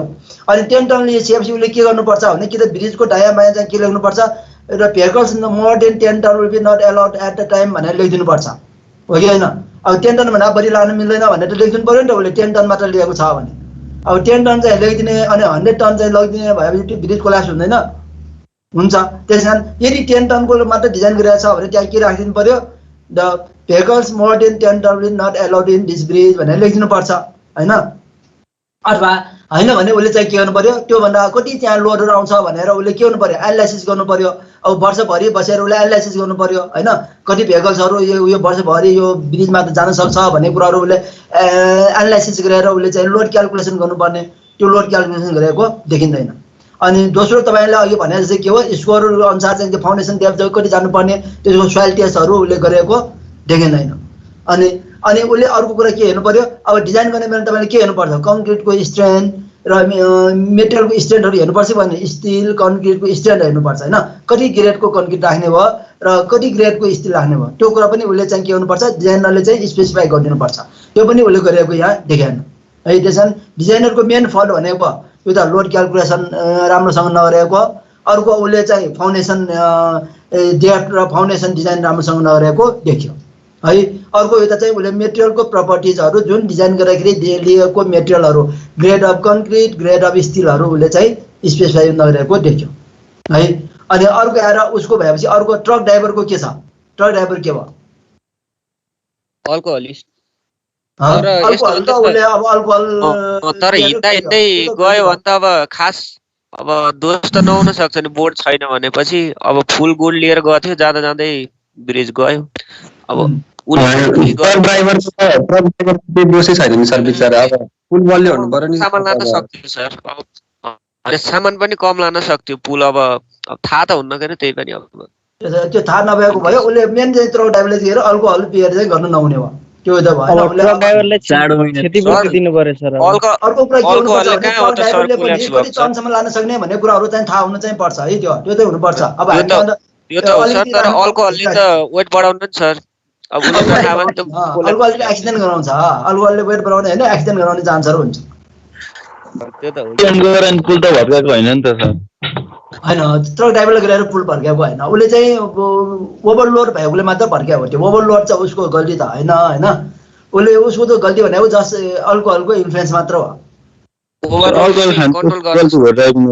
तर पुल भत्किनुमा त भएन नि त उसको त्यसो भएन। तर अर्को अनि भिने सुपरभाइजर इन्जिनियरको के छ नि, यो त आरसिसी भने त्यो उसको कम्पनीको भयो होइन। आरसिसी भनेको को भयो यहाँ, आरसिसी भनेको रिलायबल कन्सर्न कम्पनी होइन। रिलायसन कम्पनीको चाहिँ जसले सुपरभिजन गरेको छ भिने भनेले उसको रोल के भयो, उसको रोल के, उसले चाहिँ टेक्निकल कुराहरूलाई चाहिँ ध्यान दिएन सर। सर त्यसले रेन्फोर्समेन्ट सजेस्ट गर्यो तर त्यो लो क्वालिटीको रहेछ नि त, अनि त्यस्तो गर्नु हुन्न नि त। नभएको अब फेल भएको बलियो फलाममै बलियो रहन्छ सर, गराएछ सर। नौ मात्र बलियो फलाम राखेर हुन्छ भने, नौ पो बलियो फलाम भने, त्यो फलाम बलियो भने होइन नि त, नौ पो बलियो फलाम हो त्यसको होइन। अब उसले गरिकन हाल्यो, उसले टेस्ट गरेन स्ट्रेन्थ। हरेक चोटि के गर्नुपर्छ, टेस्ट गर्नुपर्छ कि पर्दैन, हरेक ब्याचको चाहिँ रेन्फोर्समेन्ट बार कन्क्रिटहरू चाहिँ हामीले के गर्नुपर्छ, टेस्ट गर्नुपर्छ हो। यो भनेको पब्लिक प्लेसमा बनाउनु लागेको चिजहरू, पब्लिक स्ट्रक्चर हो नि त यो होइन। त्यस कारण त्यहाँ चाहिँ कुनै पनि बेला केही पनि एक्सिडेन्ट हुनु भएन, नहुनुलाई के हुनु पर्यो, उसले सुपरभिजन गर्दाखेरि यो त डिजाइन अनुसार ड्रइङहरू चाहियो। अर्को कुरा उसले चाहिँ मेटेरियलहरूको क्वालिटीहरू चाहिँ के हुन्छ, टेस्ट रिपोर्ट उसँग हुनै पर्छ। अब भनौँ न स्टिल चाहिँ लो क्वालिटीको भनेको छ, अब लो क्वालिटीको स्टिल उसले युज गर्नुहुन्छ। अब अर्को इन्ट्रोड्युस के न्युली इन्ट्रोड्युस रेन्फोर्समेन्ट बार भनेको छ भनेपछि त्यस्तो कुराहरू गर्ने बेला के हुनु पर्यो, त्यसको स्पेसिफिकेसन हेर्नु पर्यो, टेस्ट रिपोर्ट हेर्नु पर्यो। अनि उसले त्यहाँ ल्याएको हरेक ब्याच मेटेरियलहरू चाहिँ के गर्नुपर्छ, टेस्ट गरेर हेर्नु पर्छ है। टेस्ट गरेर हेर्नु भने कहिलेकाहीँ के हुन्छ भनेर चाहिँ रेन्फोर्समेन्ट बारमा पनि त्यो के कार्बन कन्टेन्ट बढी भएको आयो भने कहिलेकाहीँ चाहिँ रेनफर्समेन्ट बारहरू चाहिँ के हुन्छ ब्रिटलनेस बढी भएर चाहिँ टुक्रिन्छ। ऊ भएको छ, ऊ अस्ति मात्र यो त जगदम्बाको त्यस्तै भएर यो त घरको उसले पुरै 20-25 लाख रुपियाँ चाहिँ के तिर्नु परेको थियो। एकजना मान्छेको सबै घर बनायो भरे त रेनफर्समेन्टबाट हातले भाँच्न सक्ने भयो। अनि त्यसरी रेनफर्समेन्टबाट आफूले टेस्ट गराउँदाखेरि सबै के भयो, त्यो कार्बन कन्टेन्ट बढी भएको रेनफर्समेन्ट बार पर्यो। त्यसैले त्यस्तो पर्ने भएको हुनाले टेस्ट गर्नुपर्छ। सर कसले पैसा हजुर कसले पैसा दियो? सर यसमा चाहिँ यो बिनेलाई सुपरभिजन इन्जिनियरको लागि चाहिँ लेख्दा किन 6 मार्क्स सर? के बिने सुपरभिजन इन्जिनियरको लागि लेख्दा चाहिँ 6 मार्क्स किन छुट्याएको सर? माथिकोलाई दुईटालाई 4 छ, अरु तल 5 छ। त्यसलाई कम्प्यारेटिभली गाइड गर्नुपर्ने देखियो क्या यहाँ वेटेज, त्यही भएर हो। वेटेज उसको बढी छ नि त, उसको विषयमा तपाईँले धेरै लेख्नु पऱ्यो। किनभने सुपरभिजन गर्ने बेलामा अहिले भने नि त्यो मेटेरियल क्वालिटी मात्र होइन, अनि उसले त्यही अनुसार रेनफोर्समेन्ट बारहरू बाइन्डिङ गर्ने, अनि त्यही अनुसार उसले चाहिँ कास्टिङहरू गर्ने, अनि त्यही अनुसार फाउन्डेसनहरू गर्ने बेलामा पनि उसले रिक्वायर्ड डेफमा गएको छ कि छैन। रिक्वायर्ड डेफ भन्नाले त्यहाँ बिज बनाउने बेला यो कुरा के थाहा हुनुपर्छ भने ग्राउन्ड लेभल कहाँ मान्ने त्यो कुराहरू हुन्छ क्या। अब तपाईँ फाउन्डेसन एक्सकभेसन गर्ने बेलामा ग्राउन्ड लेभल कसलाई मान्ने भने त्यो स्कोर गरिसकेको डेफ जुन आउँछ नि त्यहाँदेखि मात्र ग्राउन्ड लेभल मान्नुपर्छ क्या। माथि बालुवा छ भने त्यो बालुवाबाट ग्राउन्ड लेभल मान्नु हुँदैन क्या। त्यो रिभरमा रिभरकोमा बालुवाको डेफ कति छ त्यसपछि तलको डेफ जुन आउँछ त्यसलाई मात्र मान्नु, किन बालुवा भनेर स्कोर भएर जान सक्छ होइन, नदीले बगाएर लान सक्छ। अनि त्यसपछिको जुन लेभल आउँछ त्यसलाई डेफ मानेर चाहिँ हामीले चाहिँ के हुनुपर्छ भने फाउन्डेसन डेफ जानुपर्छ। अब यहाँले के गर्छ भने अब रिभरको जुन बाहिर देखिरहेको डेफलाई नै ग्राउन्ड लेभल मानेर गरिदिन्छ, अनि त्यहाँ स्कोर डेफ नि त्यहाँ 2 फिट 3 फिट स्कोर डेफ हुन्छ 1 मिटरसम्म, अनि 1 मिटर त डेफ कम भइहाल्यो होइन। त्यसो नहुने किसिमलाई तपाईँले जहिले पनि स्कोर डेफ पछिको बार मात्र ग्राउन्ड लेभल मानेर मात्र के गर्नुपर्छ भने डेफ मान्नुपर्छ। त्यस कारण यो भिनेले चाहिँ त्यो कुरा पनि हेर्नुपर्ने भयो एज अ सुपरभिजन इन्जिनियर, किनभने उसको रेस्पोन्सिबल भयो, उसले हेर्नु पर्यो होइन। अनि उसले सबै टेस्ट रिपोर्टहरू चाहिँ उसले भनौँ न कन्क्रिटको ग्रेड चाहिँ M25 M30 कति गरे हो त्यो अनुसार छ कि छैन। यदि होइन अब M40 M45 गर्नु पर्यो भयो भने के गर्नु पर्यो, त्यो चाहिँ डिजाइन नै त्यो गरेर हेर्नु पर्यो होइन। कन्क्रिटको हरेकचोटि मिक्स डिजाइन गरेर हेर्नु पर्यो, मिक्स डिजाइन अनुसार गरेको छ कि छैन त्यो सबै हेर्ने काम कसो हो, विनयको हो होइन। एज अ सुपरभिजन इन्जिनियर भने उसको रेस्पोन्सिबल हुन्छ। अनि अर्को आएर राणा द एम्प्लोयर इन्जिनियर भन्यो, उसको रोल के हुन्छ त? उसले रिपोर्ट प्रिपेयर गर्दाखेरि सबै कुराहरू उसले त्यो भएको हेर्नुपर्छ कि परेन। उसले त सबै क्वालिटी, मेटेरियलको quality, concern supervision, drawing, design सबै उसले के गर्नुपर्छ, चेक गर्नुपर्छ हो कि होइन। किनभने त्यो त एम्प्लोयरको इन्जिनियर हो। एम्प्लोयरको इन्जिनियरको रेस्पोन्सिबल भनेको के हुन्छ भन्नाले चाहिँ अब कन्ट्र्याक्टरले त कहिलेकाहीँ ठग्नु पनि सक्छ, अब डिजाइनरले पनि कहिलेकाहीँ मिस्टेक गर्नु पनि सक्छ, तर डिजाइनरले गरेको सबै कुराहरूको उसले डाटाहरू लिने, रिपोर्टहरू लिने काम कसो हुन्छ, एम्प्लोयर इन्जिनियरको हुन्छ। त्यसै गरी कन्ट्र्याक्टरले गरेको कामहरूको ठिक छ छैन सबै चेक गर्ने काम पनि एम्प्लोयरको हुन्छ। अब यहाँले के हुनेछ, engineer Rana on behalf of the employer has certified the work executed by the contractor. It was also reported that Rana has accepted 10% bidding amount from the contractor. उसले अब कन्ट्र्याक्टर सँगै उसले 10% लिएर गरेपछि उसले के कन्ट्र्याक्टर ल्याएको ल ठिकै छ तिमीले गरेको भनेर साइन गरिदिने काम मात्र हो भनेपछि उसले एज ए प्रोफेसनल अथवा एज ए उसले चाहिँ जुन इथिक्स अनुसार चाहिँ उसले काम गरेको चाहिँ देखेन। त्यहाँ कन्फ्लिक्ट अफ इन्ट्रेस्टहरू देखियो होइन, 2-3 जनाको बाँझ्यो। अब ब्रिज कोल्याप्स भइसकेपछि अनि त्यसलाई त्यसको रेस्पोन्सिबिलिटी कसले लिने, विनयले लिने कि राणाले लिने कि शिवले लिने? यो राणा रहेछ, कन्ट्र्याक्टरले सर, कन्ट्र्याक्टरले। अनि नाम सुन्दाखेरि चाहिँ सर नाम सुन्दाखेरि मेन भिडियो चाहिँ राणा रहेछ सर। हजुर तर किन सर सबैजना किन हरामी भएको सर? यो राणा भाइलाई एउटाले काम किन नगरेका सर? सबैलाई जेल हाल्नु पर्यो, कसैले राम्रो गरेन सर।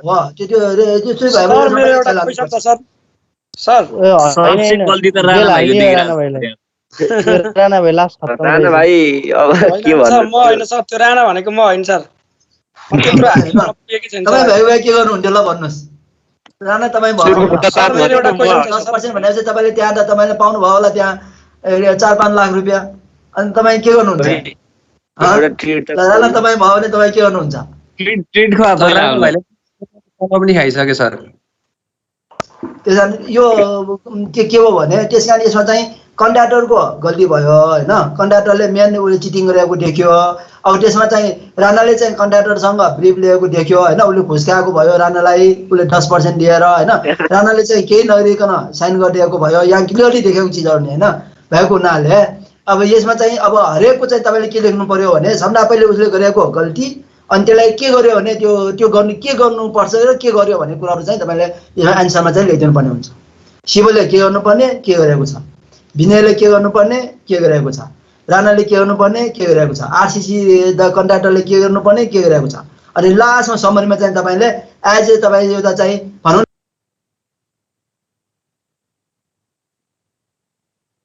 सर माइक अफ भयो तपाईँको।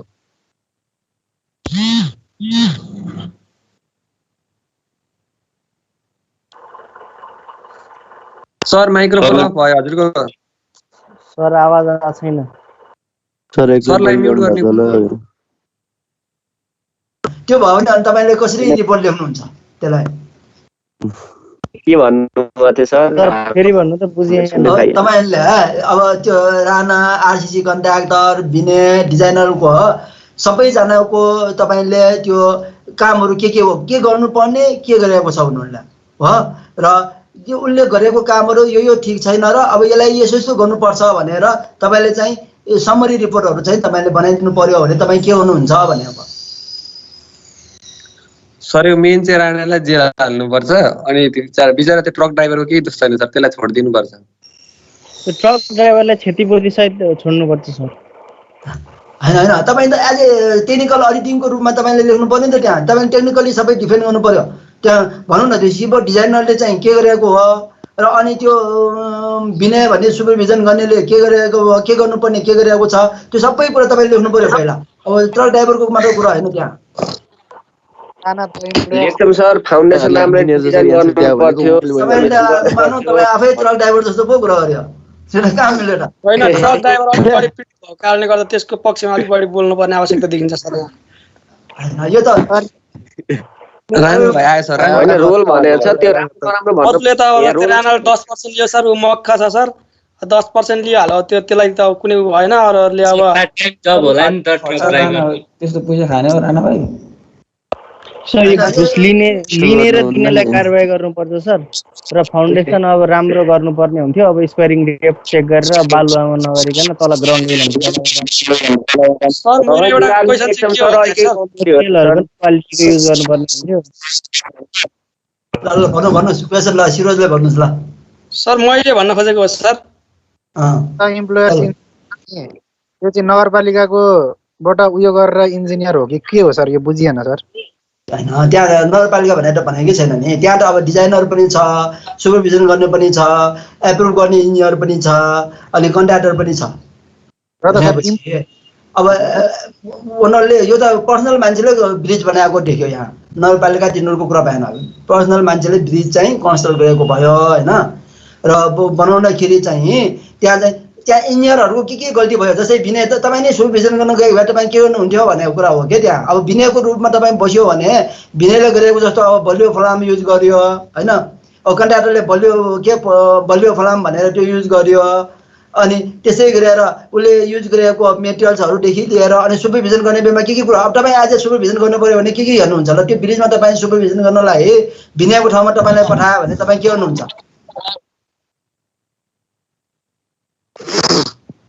सिमेन्ट बलुवा गिट्टी सर कन्स्टेन्ट मोनिटरिङ गरिदिन्छ सर। अब सबभन्दा पहिले के गर्नुहुन्छ ल? तपाईँले सुपरभिजन पठायो भने सबभन्दा पहिले के हेर्नुहुन्छ? तपाईँ के हेर्नुहुन्छ मलाई भन्नुहोस् त? यहाँको मेटेरियलहरु सर,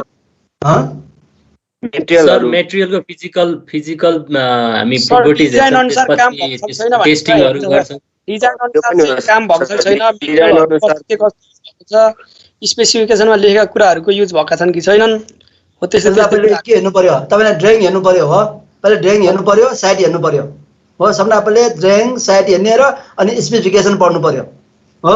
ड्रइङमा चाहिँ कस्तो किसिमको डिजाइन गरेको छ, अनि त्यो ड्रइङ अनुसार चाहिँ स्पेसिफिकेसन कस्तो कस्तो किसिमको छ, स्पेसिफिकेसन कस्तो किसिमको छ भनेको अर्थ के हो, त्यहाँ मेटेरियलको ग्रेड कस्तो युज गरेको छ, स्टिलको ग्रेड कस्तो युज गरेको छ, त्यहाँ टेस्टहरू कस्तो किसिमको गर्नुपर्छ भनेको छ, टेस्टहरू कति किसिमको छ हेर्नु पर्यो। अनि त्यही अनुसार तपाईँ अनि साइडमा गएर चाहिँ त्यो डिजाइन अनुसार साइड कन्डिसनहरू ठिक छ कि छैन, कि त डिजाइन भन्दा पनि साइड कन्डिसन फरक छ कि, अनि त्यहाँ चाहिँ ग्राउन्ड लेभल भनेर कहाँनिर देखाएको छ, उसले त्यही अनुसार चाहिँ फाउन्डेसन डेप्थहरू कति जानुपर्ने हो, त्यो सबै कुरा पहिले हेर्नु पर्यो होइन त्यो विनयलाई। सर विनय र राजनाले त दुईटैले सबै कुराहरू ल गरिरहनु पर्यो नि सर, होइन न? दुईटै अब एउटा कन्ट्र्याक्टरको भयो नि एउटा इम्प्लोयरको भयो भने अब दुईटैले कन्स्टेन्ट तरिकाले अब ड्रइङ पनि हेर्नु पर्यो, साइड पनि हेर्नु पर्यो, मेटेरियलहरू हेर्नु पर्यो, दुईटैको काम लगभग उस्तै उस्तै हुने भएन सर? यस अलिक कुतिर डेडिकेटेड भएर विनयको हो मेन साइड सुपरभिजन गर्नेले चाहिँ त्यो सबै कुरा हेर्नुपर्छ। त्यो ओनरको इन्जिनियर भनेको के हो भने तपाईँले डिजाइन अनुसार गरेको छ कि छैन भनेर हेर्न आएको भनेर मात्रै हेर्न आउँछ, उसले सबै कुराहरू हेर्दैन, उसले त चेक गर्ने काम मात्र हो। त्यो ओनरको इन्जिनियर जुन राणाको काम भनेको चेक गर्ने हो, विनयको काम भनेको के हो, डिजाइनरले गरेको डिजाइन अनुसार, ड्रइङ अनुसार, स्पेसिफिकेसन अनुसार, साइड कन्डिसन अनुसार काम गराउने काम कसको हुन्छ, विनयको हुन्छ। ल भनौँ न अब त्यहाँ साइड कन्डिसन अनुसार ड्रइङ छैन, ड्रइङ अनुसार साइड कन्डिसनमा फरक छ भने उसले के हुनु पर्यो, त्यो विनयले चाहिँ के हुनु पर्यो, त्यो डिजाइनर सिभललाई चाहिँ के हुनु पर्यो, यहाँ साइड कन्डिसन भन्दा फरक छ, मैले यो साइड कन्डिसन फरक भएको हुनाले अब यसलाई के कसरी गर्न सकिन्छ भनेर डिजाइनरलाई बोलाएर मात्र उसले के हुनुपर्छ भने कन्सर्न कामहरू केही चेन्ज गर्नु पर्यो अथवा केही कुराहरू थप्नु पर्यो भने उसले चाहिँ गराउनु पर्ने हुन्छ। त्यस कारण त्यहाँ मेन रेस्पोन्सिबल भनेको को हो, विनय हो, साइड सुपरभिजन हो। अनि त्यही कुरा उसले के गर्नु पर्यो, यदि अब ड्रइङ भन्दा पनि उसले साइड कन्डिसन अनुसार चेन्ज गर्नु पर्यो, चेन्ज गर्यो भने त्यो कुरा उसले के गर्नुपर्छ, राणालाई इन्फर्म गर्नुपर्छ। हामीले चाहिँ ड्रइङमा यस्तो किसिमको छ, डेप्थ चाहिँ यहाँ 5 मिटर मात्र दिएछ, हामीले यहाँ 6 मिटर राखेका छौँ है भनेर उसलाई इन्फर्म गर्नुपर्ने हुन्छ। अनि राणाले त्यही अनुसार चाहिँ उनीहरूको हरेक मन्थली रिपोर्टहरू चाहिँ राणाले चाहिँ के हुनु कलेक्ट गर्नुपर्छ र त्यो कलेक्ट गर्ने बेलामा चाहिँ उसले त्यहाँ हरेक महिनामा भनौँ न अब त्यहाँ कास्टिङ गरेको छ कि एक्सकभेसन गरेको हो कि रेन्फोर्समेन्ट बारको काम गरेको हो के हो, त्यो सबै रिपोर्ट विथ फोटो चाहिँ उसले रिपोर्ट चाहिँ के गर्नुपर्छ, उसलाई चाहिँ राणालाई चाहिँ पेस गर्नुपर्छ। अनि राणाले चाहिँ त्यो चेक गर्ने हो, त्यो काम गराउने सबै कसले हो भने विनयले हो। अब त्यहाँ चेन्ज भयो के भयो त्यो सबै कुरा उसले डिजाइनरलाई इन्फर्म गर्ने, राणालाई इन्फर्म गर्ने, सबै काम विनयको हुन्छ। अनि उसले चाहिँ बिल बनाउँदाखेरि के कति फरक आउँछ त्यो सबै इन्फर्महरू कसलाई गर्नुपर्छ, राणालाई गर्नुपर्छ। अनि त्यस कारण एज ए कन्ट्र्याक्टरको सुपरभिजन गर्ने भइसकेपछि विनयले सबै कामहरू गर्नुपर्ने भनेको उसको हुन्छ। अनि त्यहाँ अब भयो नि अब ब्रिज फल जुन चाहिँ कोल्याप्स भयो भने कोल्याप्स किन भयो, अब के डिजाइनरको डिफेक्ट अथवा कन्सर्न डिफेक्ट भयो भने उसले फाउन्डेसन कम राखेर भएको हो कि, अथवा त्यहाँ चाहिँ मेटेरियलहरू पोर क्वालिटीको मेटेरियल डिजाइनरले स्पेसिफाई गरेको भन्दा पनि पोर क्वालिटीको मेटेरियलहरू युज गरेर भएको हो कि, अथवा गर्दाखेरि चाहिँ काम गर्दाखेरि चाहिँ उसले वर्कम्यानसिपको फल्टले भएको हो कि के भएको हो, त्यो कुराहरू चाहिँ त्यहाँ चाहिँ सबै कुराहरू चाहिँ के हुन्छ चेक हुन्छ। अनि मात्र त्यस कारण त्यहाँ मेन डिफेक्ट भनेको विनयको हो, विनयले जुन जुन कुरो गर्नुपर्ने त्यो गरेको देखिएन। अर्को कुरा के हुन्छ, राणाले पनि विनयले दिएको रिपोर्ट उसले लिएको लिएन, रिपोर्ट लिएको छ भने उसले टाइमली चाहिँ यस्तो किसिमको रेन्फोर्समेन्ट बार किन युज गरेको भनेर उसले किन इन्फर्म नगरे, त्यो त एज अ ओनरको भइसकेपछि उसले डिजाइनरले तपाईँलाई चाहिँ यो स्टिल युज गर्नु भनेको छ, यति स्ट्रेन्थको युज गर्नु भनेको छ, तर तपाईँले गरेको स्ट्रेन्थको स्पेसिफिकेसन हेर्दाखेरि टेस्ट रिपोर्ट हेर्दाखेरि यति छैन नि किन त्यो युज गरेको भनेर उसले राणाले चाहिँ के गर्नुपर्ने हो, कन्ट्र्याक्टरलाई चाहिँ टाइमली चाहिँ उसले चाहिँ भन्नुपर्ने हो। किनभने सबै सकेपछि एकैचोटि बिल पेस गर्दैन, इनटर्म बिलहरू हुन्छ, अनि मैले भने मन्थली रिपोर्टहरूमा पेस गरेको हेरेर उसले इन्फर्म गर्नुपर्ने हो नि, उसले किन इन्फर्म नगरे, उसको पनि त्यहाँ गल्ती छ। अनि उसले लास्टमा आएर के पनि नहेरिकन उसले 10% दियो भन्दैमा 10% लिएर उसले सम्झा पहिले 10% दिनु भएन, किन एज ए ओनरको रूपमा काम गरेछ भने ओनरको लागि त लोयल बन्नुपर्ने होइन, ऊ एज ए इन्जिनियर उसले त ओनरले विश्वास गरेर राखेको हो, तपाईँ जस्तो इन्जिनियर राखेर मैले मेरो राम्रो काम आउँछ भनेर तपाईँलाई राखेको हो, तपाईँले खुस्काएर चाहिँ त्यसरी रिपोर्टमा हुन्छ भनेर नमिलेको रिपोर्ट पनि हुन्छ भनेर भनिसकेपछि त्यहाँ के भयो, ओनरलाई त उसले एज ए लोयल पनि भएन, एज ए इथिक पनि भएन, एज ए मोरल पनि भएन राणा होइन। उसले पैसा खाएर उसले ल्याएको कन्ट्र्याक्टरले ल्याएको जुनसुकै रिपोर्टलाई पनि उसले वकिया भनिदियो, अनि त्यसले गर्दा नि यो ब्रिज कोल्याप्स भएको हो। त्यसमा मेन रेस्पोन्सिबल विनय हो। अनि विनय भनेपछि कन्ट्र्याक्टर प्लस विनय भयो, अनि त्यसपछि राणा भयो। अनि डिजाइनरले चाहिँ यदि डिजाइनरले चाहिँ स्पेसिफाई मेटेरियलहरूको डिजाइनहरूको राम्रोसँग ड्रइङहरू नदिएको भयो भने त्यहाँ डिजाइनर पनि के हो, त्यहाँ चाहिँ डिजाइनरको पनि गल्ती भयो। है। Okay sir. भयो तपाईँलाई अघि के क्वेसन सोध्ने भन्दै थियो भन्नुहोस्। सर मैले विक्रम भन्दा सर यो हामीले जस्तै यो स्टिलहरूको रिबारहरूको रिपोर्ट चाहिँ हामीले कस्तो कस्तो बेलामा हामीले माग्नुपर्छ सर? जस्तै अब पब्लिक बिल्डिङहरू बन्दा पनि अब जस्तै कसरी माग्ने हो हामीले, त्यो चाहिँ के हो सर? होइन यो त के हुनुपर्छ भने जस्तै स्टिलहरूको रिपोर्ट भनेको अब पब्लिक बिल्डिङहरू बनाउँदा एकैचोटि भनौँ न सेतन त्यस्तो रेन्फोर्समेन्ट बारहरू ल्यायो भने हरेकचोटि त्यसको टेस्ट रिपोर्टहरू चाहिँ दिनुपर्छ क्या। टेस्ट रिपोर्ट चाहिन्छ तपाईँको टेन्साइल स्ट्रेन्थ कति, सियर स्ट्रेन्थ कति, त्यसको ब्रिटलनेस कति छ, त्यसको इलोङ्गेसन कति छ, त्यो सबै रिपोर्टहरू चाहिँ तपाईँले हरेकचोटि चाहिँ लिइराख्नुपर्ने हुन्छ। मैले भने नि हिमाल स्टिलको पनि भएको छ, यो जगदम्बाको कतिचोटि भयो तिनीहरूको के छ भने ब्रिटलनेस बढी, कार्बन कन्टेन्ट बढी भएर कहिले काहीँ ब्रिटलनेस बढी भएर डन्डीहरू टुक्रो भान्ने हुन्छ क्या, त्यो डक्टिलिटी नै हुँदैन क्या कतिको। अब त्यस्तो भएको छ भने चेक गरेको कुराहरू चाहिँ हामीले कोसँग लिने, आफैले चेक गर्ने कि अरूसँग लिने सर? होइन त्यो जुन कम्पनीहरूले चाहिँ पठाइदिन्छ क्या। अब भनौँ तपाईँ हिमाल स्टिल तपाईँले चाहिँ लिएको छ भने हिमाल स्टिलले तपाईँलाई चाहिँ अब सेतन रेन्फोर्समेन्ट बार ल्याएको छ भने त्यो सँगै त्यसको रिपोर्ट पनि आउँछ, आउनै पर्छ। उनीहरूले मिलेको छ अनि तपाईँले त त्यो टेस्ट गरेर हेर्नुहुन्छ नि त। त्यो अब यदि भनौँ न अब उसले दिएको रिपोर्ट मिलेको छैन, ल उसले रिपोर्ट त दियो तर त्यहाँ त्यो अनुसार सामान छैन भने केही गरेर त्यो बिल्डिङ भनौँ न तपाईँले बनाएको बिल्डिङमा चाहिँ डिफेक्टहरू आयो, क्र्याकहरू आयो due to reinforcement bar, poor quality of reinforcement bar भयो भने अनि त्यति बेला त उसलाई समात्छ नि त। त्यो रेन्फोर्समेन्ट बारले तपाईँले दिएको रिपोर्ट यो हो, हामीले यहाँ टेस्ट गरेर हेर्दाखेरि डिफेक्ट भइसकेपछि टेस्ट गरेर हेर्दाखेरि यस्तो आयो, यो किन आएको, यो तपाईँको डिफेक्ट भएको भनेर उसले समात्छ क्या। भएको छ भने अस्माले जगदम्बाले त्यहाँ 30 लाख जति तिरेको थियो, 20 लाख हो कि 30 लाख तिरेको थियो एकजनामा, त्यो गर्छ। त्यस कारण तपाईँहरू भनेको के हो, हामी भनेको एज ए गाइडको रूपमा हुनुपर्छ क्या। हामी एज ए सुपरभिजन गरिसकेपछि सबै कुरा रेस्पोन्सिबल तपाईँको हुन्छ कि त्यहाँ।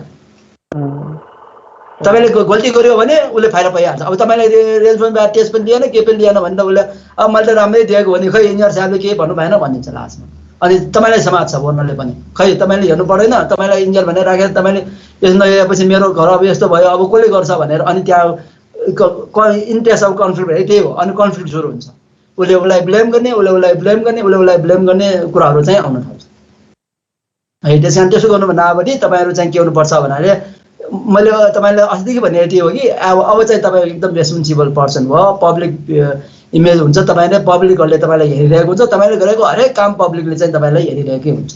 त्यस कारण तपाईँले अब पहिले जस्तो अब कलेजमा जस्तो हो हे गरेर जाने अब दिन सक्यो। अब तपाईँहरू एकदम सिरियसली कामहरूमा लाग्ने, अब हो काम सिक्दै जाने। अब पहिले मेन त काम सिक्नेतर्फ चाहिँ तपाईँलाई अहिले कलेजमा पढेको भन्दा पनि 3 गुणा तपाईँलाई गाह्रो हुन्छ। एकजनाले मलाई त्यस्तै फोन गरेको थियो, कलेजसम्म मलाई निन्दा लाग्थ्यो, अब कलेज सकेपछि काम पनि पाएन सर, मलाई त दिनभरि निन्दै लाग्दैन भन्छ, रात पनि निन्दा लाग्दैन भन्छ, मलाई फोनै गरेको थियो एकजनाले। त्यस कारण तपाईँहरूको पनि आउँछ होइन। त्यस कारण अलिकति तपाईँहरू प्रिपेयर भएर चाहिँ कामहरू गर्ने बेलामा इन्ट्रेस्टले काम गऱ्यो भने काम नपाउने भने कामहरू पाउँछ। सर अब हामीसित टाइम धेरै छैन, म चाहिँ 3-4 वटा क्वेसन सोध्छु, हजुरले सर्ट एन्सर जस्तो सिधै भन्नु ल। नेपालको जुन रिसेन्ट चेन्जेस छ नि सर सोसाइटीको, यो चाहिँ कुन थ्योरीले चाहिँ अलिक कभर गर्छ भनेको थ्योरी मध्ये कुन भन्दा ठिक होला सर?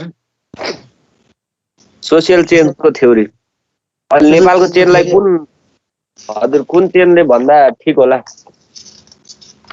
कुन छ थ्योरी भन्नुहोस् त मलाई पहिला। साइक्लिकल भन्ने छ, अब इभोल्युसन छ, फङ्सनलिस्टिक र कन्फ्लिक्ट थ्योरी छ सर। अब कुन थ्योरीले भइरहेछ तपाईँले भन्नु, कुन थ्योरीले चाहिँ भइरहेको होला? अब साइक्लिकलले चाहिँ मानव सभ्यताको कुरो गर्छ के अरे सर। अब इभोल्युसन भनेको पनि अब कम्प्लेक्सिटीतिर बढ्दै जान्छ भन्छ। फङ्सनलिस्टले चाहिँ अब एउटा सिस्टम चेन्ज भयो भने होल सिस्टम चेन्ज हुन्छ भन्छ। कन्फ्लिक्टले चाहिँ हाम्रो अब क्लासेसहरू डिफ्रेन्ट भएको आधारमा चाहिँ त्यो कन्फ्लिक्ट अफ इन्ट्रेस्टहरू फरक हुन्छ, त्यो त्यसरी चाहिँ चेन्ज हुन्छ भनेको सर कार्ल मार्क्सको सर। अब हामीले चाहिँ कुन भन्दा बेटर होला भन्ने कुरा त्यो भन्नु भने कन्फ्लिक्ट नै जस्तो लाग्छ। पहिले अब द्वन्द्वहरू भयो, कम्युनिस्ट सरकार हुने बित्तिकै कन्फ्लिक्ट भइहाल्छ क्या सुदीप रिजाल। कम्युनिस्ट होइन जे भयो कन्फ्लिक्ट हुन्छ होइन। अब सोसियल चेन्जहरू त अब तपाईँहरू त हुन्छ नि होइन। सोसियल चेन्जहरू चाहिँ के हुन्छ भने सोसियल रिलेसनले पनि हुन्छ, रोल एन्ड स्ट्याटसले पनि हुन्छ, सोसियल इन्स्टिट्युसनले पनि हुन्छ, सोसियल स्ट्रक्चरले पनि हुन्छ, ट्रेडिसन एन्ड वर्किङ सिस्टमले पनि हुन्छ, एजुकेसन एन्ड इकोनोमिक स्ट्याटसले पनि हुन्छ होइन। अब थिङ्किङ लेभलले पनि हुन्छ। त्यो भन्नाले चाहिँ मेनली के हुन्छ भन्नाले चाहिँ हामीले चाहिँ हामी कहाँ यहाँ आइरहेको सोसियल चेन्जहरू भनेको तपाईँले यहाँमा चाहिँ मेरो विचारमा चाहिँ यो सोसियल चेन्जहरू चाहिँ केले भइरहेको छ, यो त कल्चरल चेन्जले पनि भइरहेको छ होइन। अर्को चाहिँ अर्को के हुनसक्छ, अघि मैले भने चाहिँ यो त चाहिँ सोसियल चेन्जहरूको चाहिँ अब भनौँ न मान्छेहरूले अब यो त गर्ने के भने social way in doing of people भन्छ होइन। चेन्ज इन ह्युमन रिलेसनसिपले पनि भइरहेछ, अनि change in social organisation and functional थ्योरीले पनि भइरहेछ। मेनली फङ्सनले पनि हो क्या, फङ्सन भइरहेछ। Change in social progress and social pattern अनि variation from the accepted modes of life, यो र कल्चरल चेन्जले चाहिँ भइरहेको चाहिँ छ। अब यो त अर्को टेक्निकल फ्याक्टर पनि हो, अब टेक्निकली पनि भइरहेछ क्या, जुन हुन्छ नि टेक्निकल फ्याक्टरले पनि भइरहेको छ, एजुकेसन फ्याक्टरले पनि भइरहेको छ होइन। हामी कहाँ त टेक्निकल फ्याक्टरले पनि भइरहेछ नि अहिले नयाँ नयाँ किसिमको। अनि अर्को यो त के भने सोसियल स्ट्रक्चर पनि चेन्ज भइरहेछ हामी कहाँ, हो कि होइन। अहिले सोसियल स्ट्रक्चरहरू पनि चेन्ज भइरहेको छ नि त अहिले। अब भनौँ न अब हामीले चाहिँ गर्ने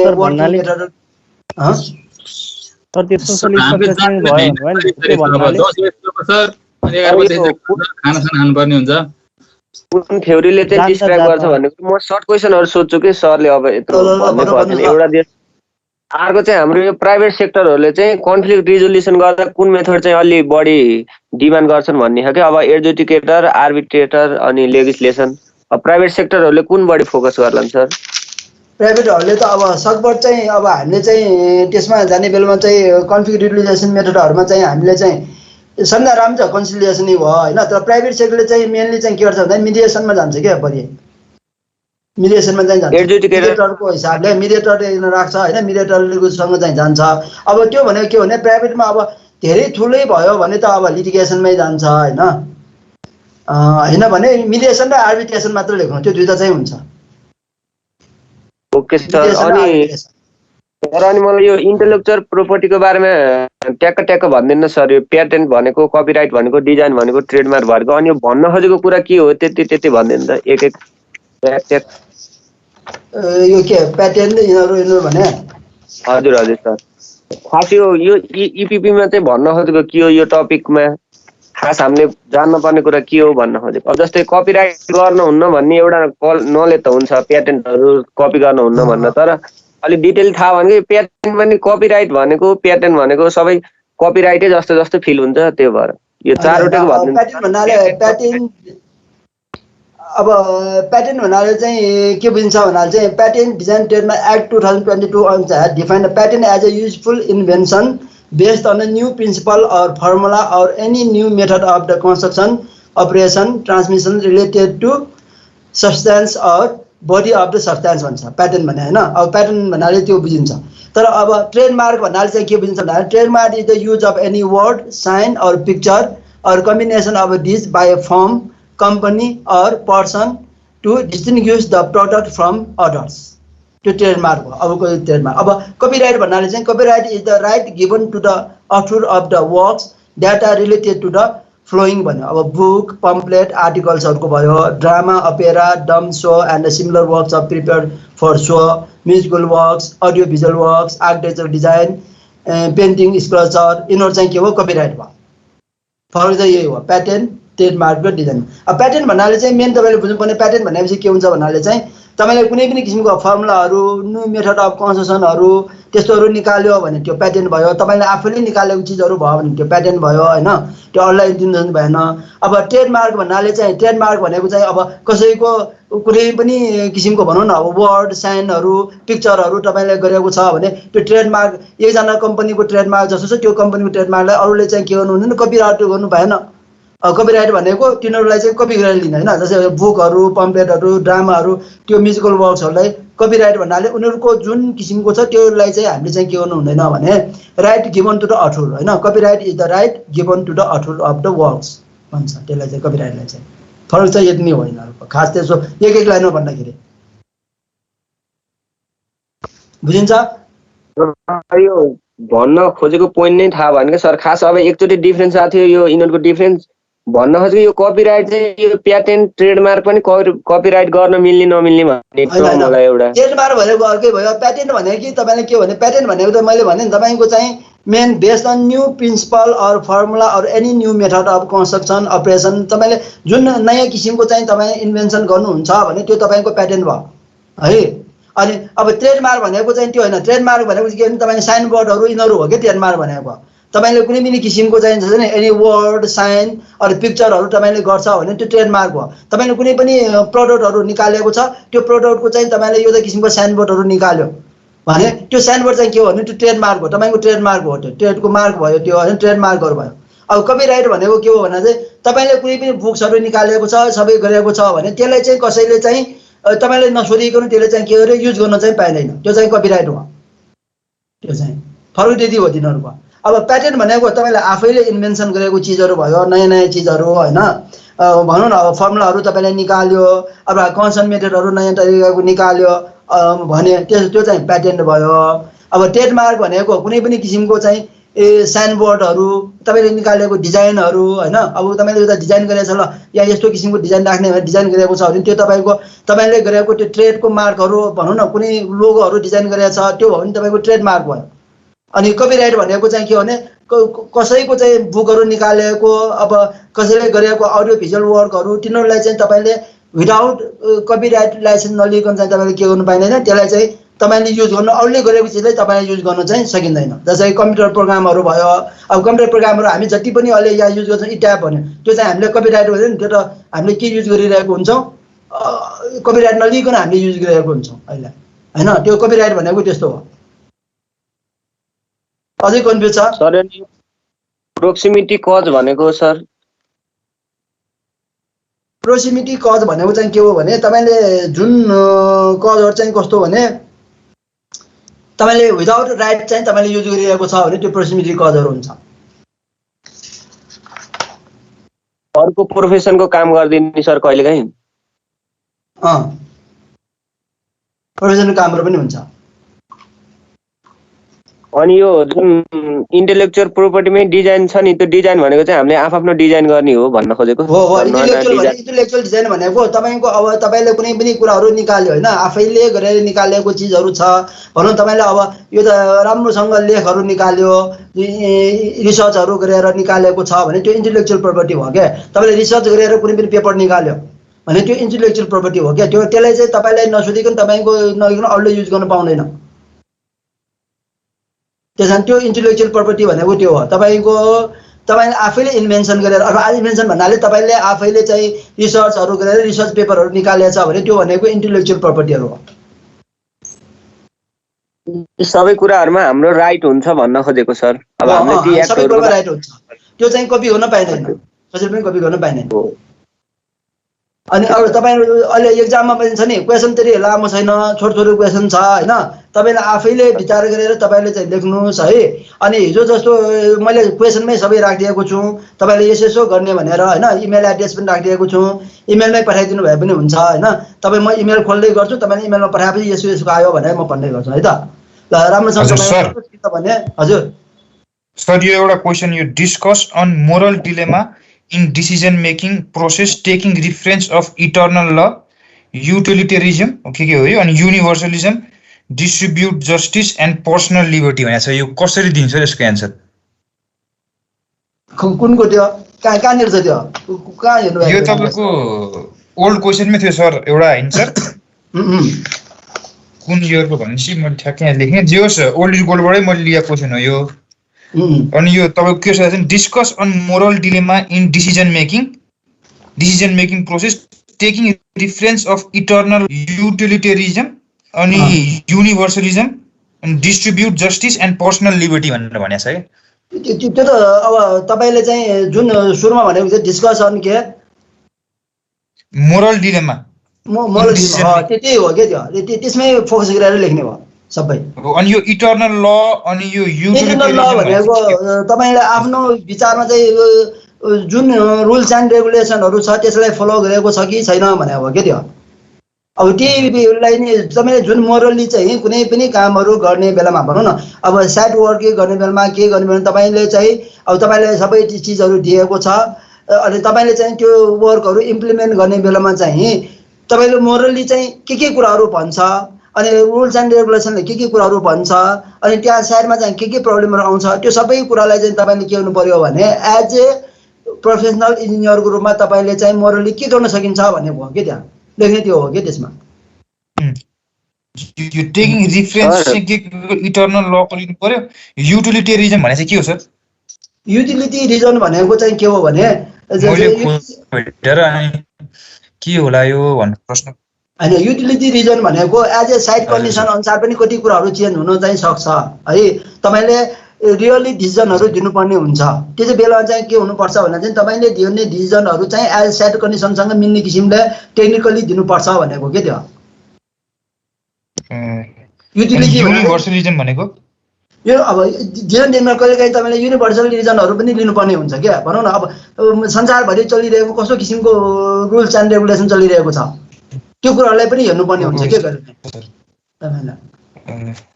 अनि डिस्ट्रिब्युट जस्टिस भने अनि त्यो सबै कुरालाई हेरेर तपाईँले अनि त्यहाँ प्रब्लमलाई चाहिँ तपाईँले कसरी जस्टिस गर्नुहुन्छ भनौँ न। अब लेबर सम्बन्धी प्रब्लम होला, टेक्निकल सम्बन्धी प्रब्लम होला, त्यसलाई चाहिँ अनि तपाईँले चाहिँ के गर्नु पऱ्यो एज ए इन्जिनियर तपाईँले त्यहाँ त्यो सबै कुरालाई हेरेर तपाईँले डिसिजन दिन सक्ने हुनु पऱ्यो। डिसिजन दिने काम त तपाईँकै हुन्छ। त्यसो त्यहाँ चाहिँ सर लास्ट सानो क्वेसन, यो हाम्रोमा क्रिमिनल ल र टटको कुरा गरेर नि सर, यो हाम्रोमा सिकाउन खोजेको के हो सर? यो हामीले क्रिमिनल ल भनेको त अब देश इपिपीमा भन्न खोजेको पोइन्ट के हो सर? यो टट र क्रिमिनल लको भनिदिनु त। टट भनेको त टर्म्स अफ रेफरेन्स भयो होइन। कसैकोलाई अब तपाईँलाई कहीँ कामहरू गर्नु पर्यो अथवा केही कामहरूको लागि चाहिँ टटहरू बनाउँछ, त्यो टर्म्स अफ रेफरेन्स भनेर तपाईँको ड्युटी के हो एज ए इन्जिनियर अथवा एज ए सुपरभाइजर अथवा एज ए प्रोजेक्ट म्यानेजर तपाईँको ड्युटीहरू चाहिँ के हो त्यो चाहिँ तपाईँको टटमा जान्छ होइन। अब टटमा चाहिँ कन्ट्र्याक्ट डोमेन होइन, तपाईँले तपाईँको वर्क बेसहरू वर्कहरू त्यो गर्छ नि। तपाईँलाई भनौँ न अब प्रोजेक्ट इन्जिनियर भनेर दियो भने तपाईँको कामहरू चाहिँ के कति तपाईँको कामहरू छ भन्ने कुराहरू हो के। तपाईँको काम के हो भनौँ न। अब तपाईँ प्रोजेक्ट म्यानेजर भने प्रोजेक्ट म्यानेजरले काम के हो त्यो चाहिँ तपाईँले लेखिदिएको हुन्छ। त्यो काम चाहिँ तपाईँ सुपरभिजन कामसँग मिल्दैन, तपाईँ सुपरभिजन गर्न लागेको होइन। तपाईँ एज ए प्रोजेक्ट म्यानेजर भएको छ भने प्रोजेक्ट म्यानेजरले गर्ने काम कर्तव्य के हो, ड्युटी के हो, त्यो चाहिँ 1 2 3 4 लेखेको हुन्छ। तपाईँले यो गर्न पाउँछ भनेर लेखेको हुन्छ के। त्यो यो गर्नुपर्ने यो गर्नुपर्ने भनेर लेखेको हुन्छ। तपाईँको यो ड्युटी त्यही ड्युटीभित्र मात्र बसेर तपाईँले एज ए प्रोजेक्ट म्यानेजर भएर काम गर्नुपर्छ। तपाईँ सुपरभिजन गर्ने काम तपाईँको होइन होइन, क्वालिटी कन्ट्रोल गर्ने काम तपाईँको होइन। प्रोजेक्ट म्यानेजर काम के भनेको छ त्यो कुराहरू गर्ने। अब भनौँ न सुपरभिजन पनि गर्ने भनेको छ भने गर्नु पर्यो। तर त्यहाँ जुन कुराहरू चाहिँ तपाईँलाई चाहिँ नम्बर वाइज तपाईँलाई चाहिँ तपाईँको ड्युटी लेखेकोलाई चाहिँ हामी टट भन्छौँ, टर्म्स अफ रेफरेन्स भन्छौँ। यो गर्नुपर्छ भनेर लेखेकोलाई है। अनि त्यो क्रिमिनल हाम्रो क्रिमिनल एक्सनहरू भन्न खोजेको सर। क्रिमिनल एक्सनहरू भनेको अब तपाईँ क्रिमिनल लहरू भन्नाले कति कुराहरू एज ए टेक्निकल गर्नै नहुने कामहरू पनि तपाईँले गरिदियो कहिलेकाहीँ चाहिँ हुन जान्छ। भन्नु गयो भने त्यो भनेको के भने क्रिमिनल ल हो। भनौँ न अब मैले भने तपाईँले 2 मिटर 5 मिटर फाउन्डेसन जानुपर्छ ब्रिजमा भनेको छ भने तपाईँ 2 मिटरमै हुन्छ भनेर गरिदियो। कहिलेकाहीँ सोइल टेस्ट गर्ने बेलामा हामीले 5 मिटर गर्नुपर्छ भन्यो भने 2 मिटरमै पुग्यो भनेर गरिदिन्छ।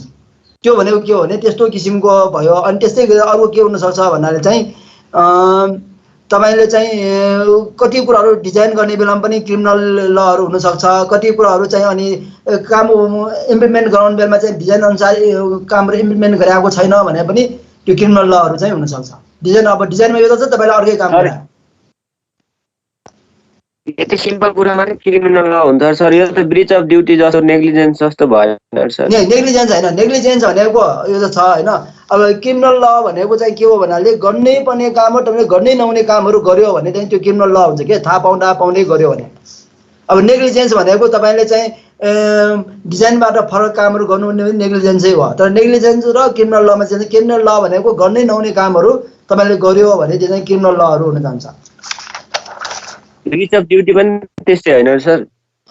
ब्रिच अफ ड्युटी हजुर सर। ब्रिच अफ ड्युटी पनि त्यही हो। तर के हुन्छ भने त्यो चाहिँ अब ब्रिच अफ ड्युटी भन्नाले चाहिँ ब्रिच अफ ड्युटी पनि हो, त्यो किसिमकै हो। तर त्यो चाहिँ के हुन्छ भन्नाले चाहिँ लेभल अनुसार फरक फरक हुन्छ क्या त्यो तपाईँहरू त्यसमा चाहिँ। Thank you so much sir. ल अहिले चाहिँ यति गरौँ अब 11 चाहिँ भेटौँ है सबैजना कतिजना सर हुन्छ एउटा अब? question थियो मेरो। भन्नुहोस् न सर यो कुन सेक्टरमा चाहिँ बढी डिनर इन्भिटेसन पाउँछ होला सर? के कस्तो होइन क्षेत्र भने गाडी चाहिँ कुमण्डलतिर पाइन्छ अरु त्यस्तै हो। सर एउटा क्वेशन सर, भन्नुहोस्। यो मेडिएसन एड्जक्सन अनि आर्बिट्रेसन र लेजिस्लेसन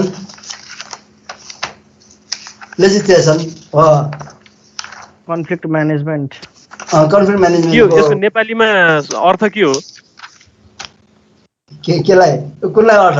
लेजिस्लेसन भनेको त्यो मुद्दा हाल्ने हो क्या, मुद्दा सम्बन्धी हो क्या त्यो। तपाईँले केही कन्फ्लिक्टहरू चाहिँ रिजोल्युसन हुनै भएन होइन, कुनै पनि मेथडबाट भएन, आर्बिट्रेसनबाट पनि भएन, अनि यो के कोलिगेसनबाट कस्तो मेलमिलाप केन्द्र भने जस्तो हो। आर्बिट्रेसन भनेको आर्बिट्रेटर भन्ने हुन्छ है, आर्बिट्रेटर भनेको चाहिँ कस्तो भने मिडिएसन जस्तो पनि होइन, मिडिएसन भन्दा ठुलो हो आर्बिट्रेसन भने। निर्णयकर्ता होइन त सर? निर्णयकर्ता हो। आर्बिट्रेसन भने कस्तो हुन्छ भने टेक्निकली चाहिँ आर्बिट्रेसन भन्ने हुन्छ, जस्तै अब कन्सर्न वर्कहरूमा चाहिँ अब कन्ट्र्याक्टर र ओनरको बिचमा झगडा भयो त्यस्तो भयो भने आर्बिट्रेटर भनेर यो त टेक्निकल पर्सनलाई नै त्यो गर्छ क्या, एसाइन गर्छ क्या। त्यो टेक्निकल पर्सन कस्तो हुनुपर्छ भन्नाले चाहिँ अब भर्खर पास गरेको हुनु भएन, त्यो चाहिँ के भने धेरै वर्ष काम गरिसकेको, त्यो आर्बिट्रेसन सम्बन्धी धेरै काम गरिसकेको त्यस्तो मान्छेहरूलाई चाहिँ आर्बिट्रेटर भनेर चाहिँ गर्छ क्या। पहिला हाम्रो दिपक भट्टराई सर हुनुहुन्छ नि, उहाँले गर्नुभएको थियो क्या, पहिला हामीले पोखरा युनिभर्सिटीको कामहरू गरेको परेको थियो अनि गर्नुहुन्छ। आर्बिट्रेटर भनेको त्यो कन्सर्न फिल्डमै लागेको हुनु पर्यो होइन, त्यो सम्बन्धी सबै कुराहरू थाहा भएको हुनुपर्छ। अब नत्र भए त अब थाहा नभएको मान्छे गएर त उसले भने पनि ठिक, उसले भने पनि थियो, कुन चाहिँ ठिक कुन चाहिँ बेठिक थाहा हुँदैन। अनि कन्ट्र्याक्ट डकुमेन्ट सम्बन्धी सबै थाहा भएको, रुल्स एन्ड रेगुलेसन सबै थाहा भएको त्यस्तो मान्छे हुनुपर्छ क्या। अनि धेरै काम गरिसकेको त्यस्तो प्रब्लम फेस गरिसकेको मान्छे मात्र आर्बिट्रेटर बन्न सक्छ, अरू आर्बिट्रेटर बन्न सक्दैन। अब भनौँ न, अब मैले नै आर्बिट्रेसन गर भन्यो भने मैले गर्न सक्दैन क्या, धेरै कुराहरू मैले फेरि बुझ्नुपर्छ क्या त्यो गर्नलाई चाहिँ। अब मिडिएटर भनेको त्यस्तो, मिडिएटर भनेपछि के हुन्छ भने मिडिएसन गर्ने मात्र हो क्या, उसको कुरा पनि सुन्यो उसको कुरा पनि सुन्यो, ल तपाईँहरूको यस्तो यस्तो छ, अब मैले भने अनुसार तपाईँ यस्तो गऱ्यो भने ठिक हुन्छ भनेर मिडिएटरले भन्ने हो होइन। तर आर्बिट्रेटरले के गर्छ भने टेक्निकली सबै कुराहरू बुझ्छ। अब कन्ट्र्याक्ट डकुमेन्टदेखि लिएर स्पेसिफिकेसनदेखि लिएर सबै पढेर कसको गल्ती हो त, कन्ट्र्याक्टरको गल्ती हो कि ओनरको गल्ती हो कि के हो, त्यो उसले टेक्निकली एनालाइसिस गरेर चाहिँ उसले चाहिँ रिपोर्ट पेस गर्नुपर्छ आर्बिट्रेटर। त्यो एडजुडिकेसन भन्ने चाहिँ कसले गर्छ त त्यसो भए? यो चाहिँ कस्तो एजुकेसन भनेको पनि यो त चाहिँ के हुन्छ भन्नाले चाहिँ त्यो थर्ड पार्टी हो, त्यो एजुकेटर पनि होइन, एजुकेटर पनि त्यो थर्ड पार्टी नै हो, त्यसले पनि गर्छ। तर त्यसले गर्ने बेलामा चाहिँ कस्तो हुन्छ भने जुन चाहिँ आर्बिट्रेसन गर्ने र त्यसले गर्ने बेला अलिकति फरक चाहिँ हुन्छ। त्यो चाहिँ के भने त्यो पनि इन्डिपेन्डेन्ट पार्टी नै हो एजुकेटर भन्ने पनि है। तर त्यो चाहिँ के गर्छ भने सिंगल पर्सन टिम पनि हुन सक्छन् सर? हजुर, दुईटै सिंगल पर्सन हुन्छन् कि टिम पनि हुन सक्छन् सर, यो एडजुडिकेटर र आर्बिट्रेटर? आर्बिट्रेटर त त्यो सिंगल पनि हुन्छ, उनीहरूको ग्रुप पनि हुन्छ आर्बिट्रेसन गर्नेहरूमा चाहिँ है। उनीहरूको चाहिँ एजुकेटर मिडिएटर भनेको एकजना मात्र हुन्छ, मिडिएटर चाहिँ एकजना मात्र हुन्छ। तर एजुकेटर भन्नाले चाहिँ के बुझिन्छ भन्नाले चाहिँ एजुकेटर भनेको यो त चाहिँ यो चाहिँ के छ भने यसले चाहिँ एजुकेटरले चाहिँ एजुकेटर भनेको पनि सिंगल पर्सनै हुन्छ, एजुकेटर पनि। आर्बिट्रेटर चाहिँ सिंगल पनि हुनसक्छ, ग्रुप पनि हुनसक्छ उनीहरूको चाहिँ। अघि डिस्क्राइब गर्दै हुनुहुन्थ्यो, बिचमा क्वेसन आएर काटियो, त्यो अघिको भन्नुहोस् न सर। के को? अघि त्यहाँ एडजुडिकेसनको बारेमा भन्दै हुनुहुन्थ्यो नि तपाईँले।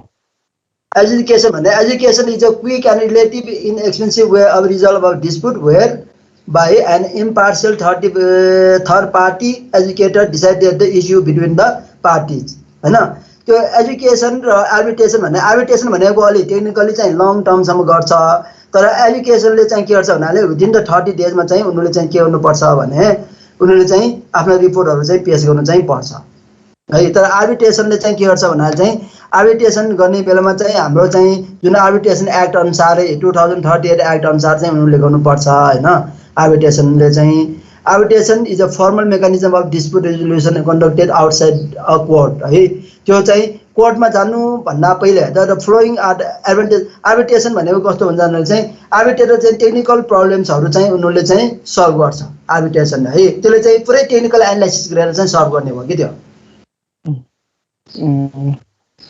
लेजिस्लेसनको लागि चाहिँ अब टेक्निकल पर्सन लेजिस्लेसन भने त्यो आर्बिट्रेसनले पनि काम भएन, अब उनीहरू मिलेन होइन। अब गयो भने उनीहरूले अनि मोटा हाल्ने भयो, मोटा हालिसकेपछि अब मोटा हालेपछि त अब त्यो चाहिँ अहिले लङ टर्ममै जान्छ तिनीहरू। मोटा हालिसकेपछि अनि त्यो मुद्दाको प्रोसेस अनुसारै अनि हरेक जति अब के गर्नुपर्ने भएन। अनि सानो काम सुरु भएदेखि कामको जहाँसम्म झगडा भएको त्यो सबैको सबै प्रोसेसहरू चाहिँ अनि गर्नुपर्ने हुन्छ त्यो लेजिस्लेसनमा गयो भने। तपाईँले यो फरक हाम्रो नोटमा छैन होइन, difference between mediation, education, arbitration and litigation भनेर, त्यो हेर्नु भएन तपाईँले?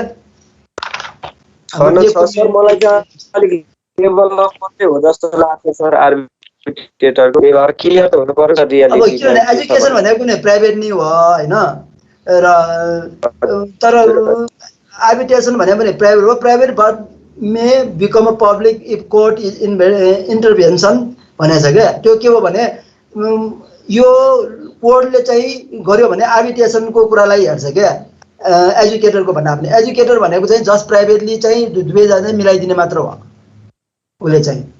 यो चाहिँ फर्मल चाहिँ कम हुन्छ त्यसमा एजुकेटरमा होइन, त्यसमा चाहिँ। तर आर्बिट्रेसनमा चाहिँ के हुन्छ भन्नाले कन्ट्रोल हुन्छ र अनि त्यो आर्बिट्रेसनले गरेको कुराहरू चाहिँ कोर्टले पनि मान्छ क्या, कोर्टले चाहिँ त्यसलाई चाहिँ त्यो दिन्छ, मान्यता चाहिँ दिन्छ आर्बिट्रेसनले चाहिँ।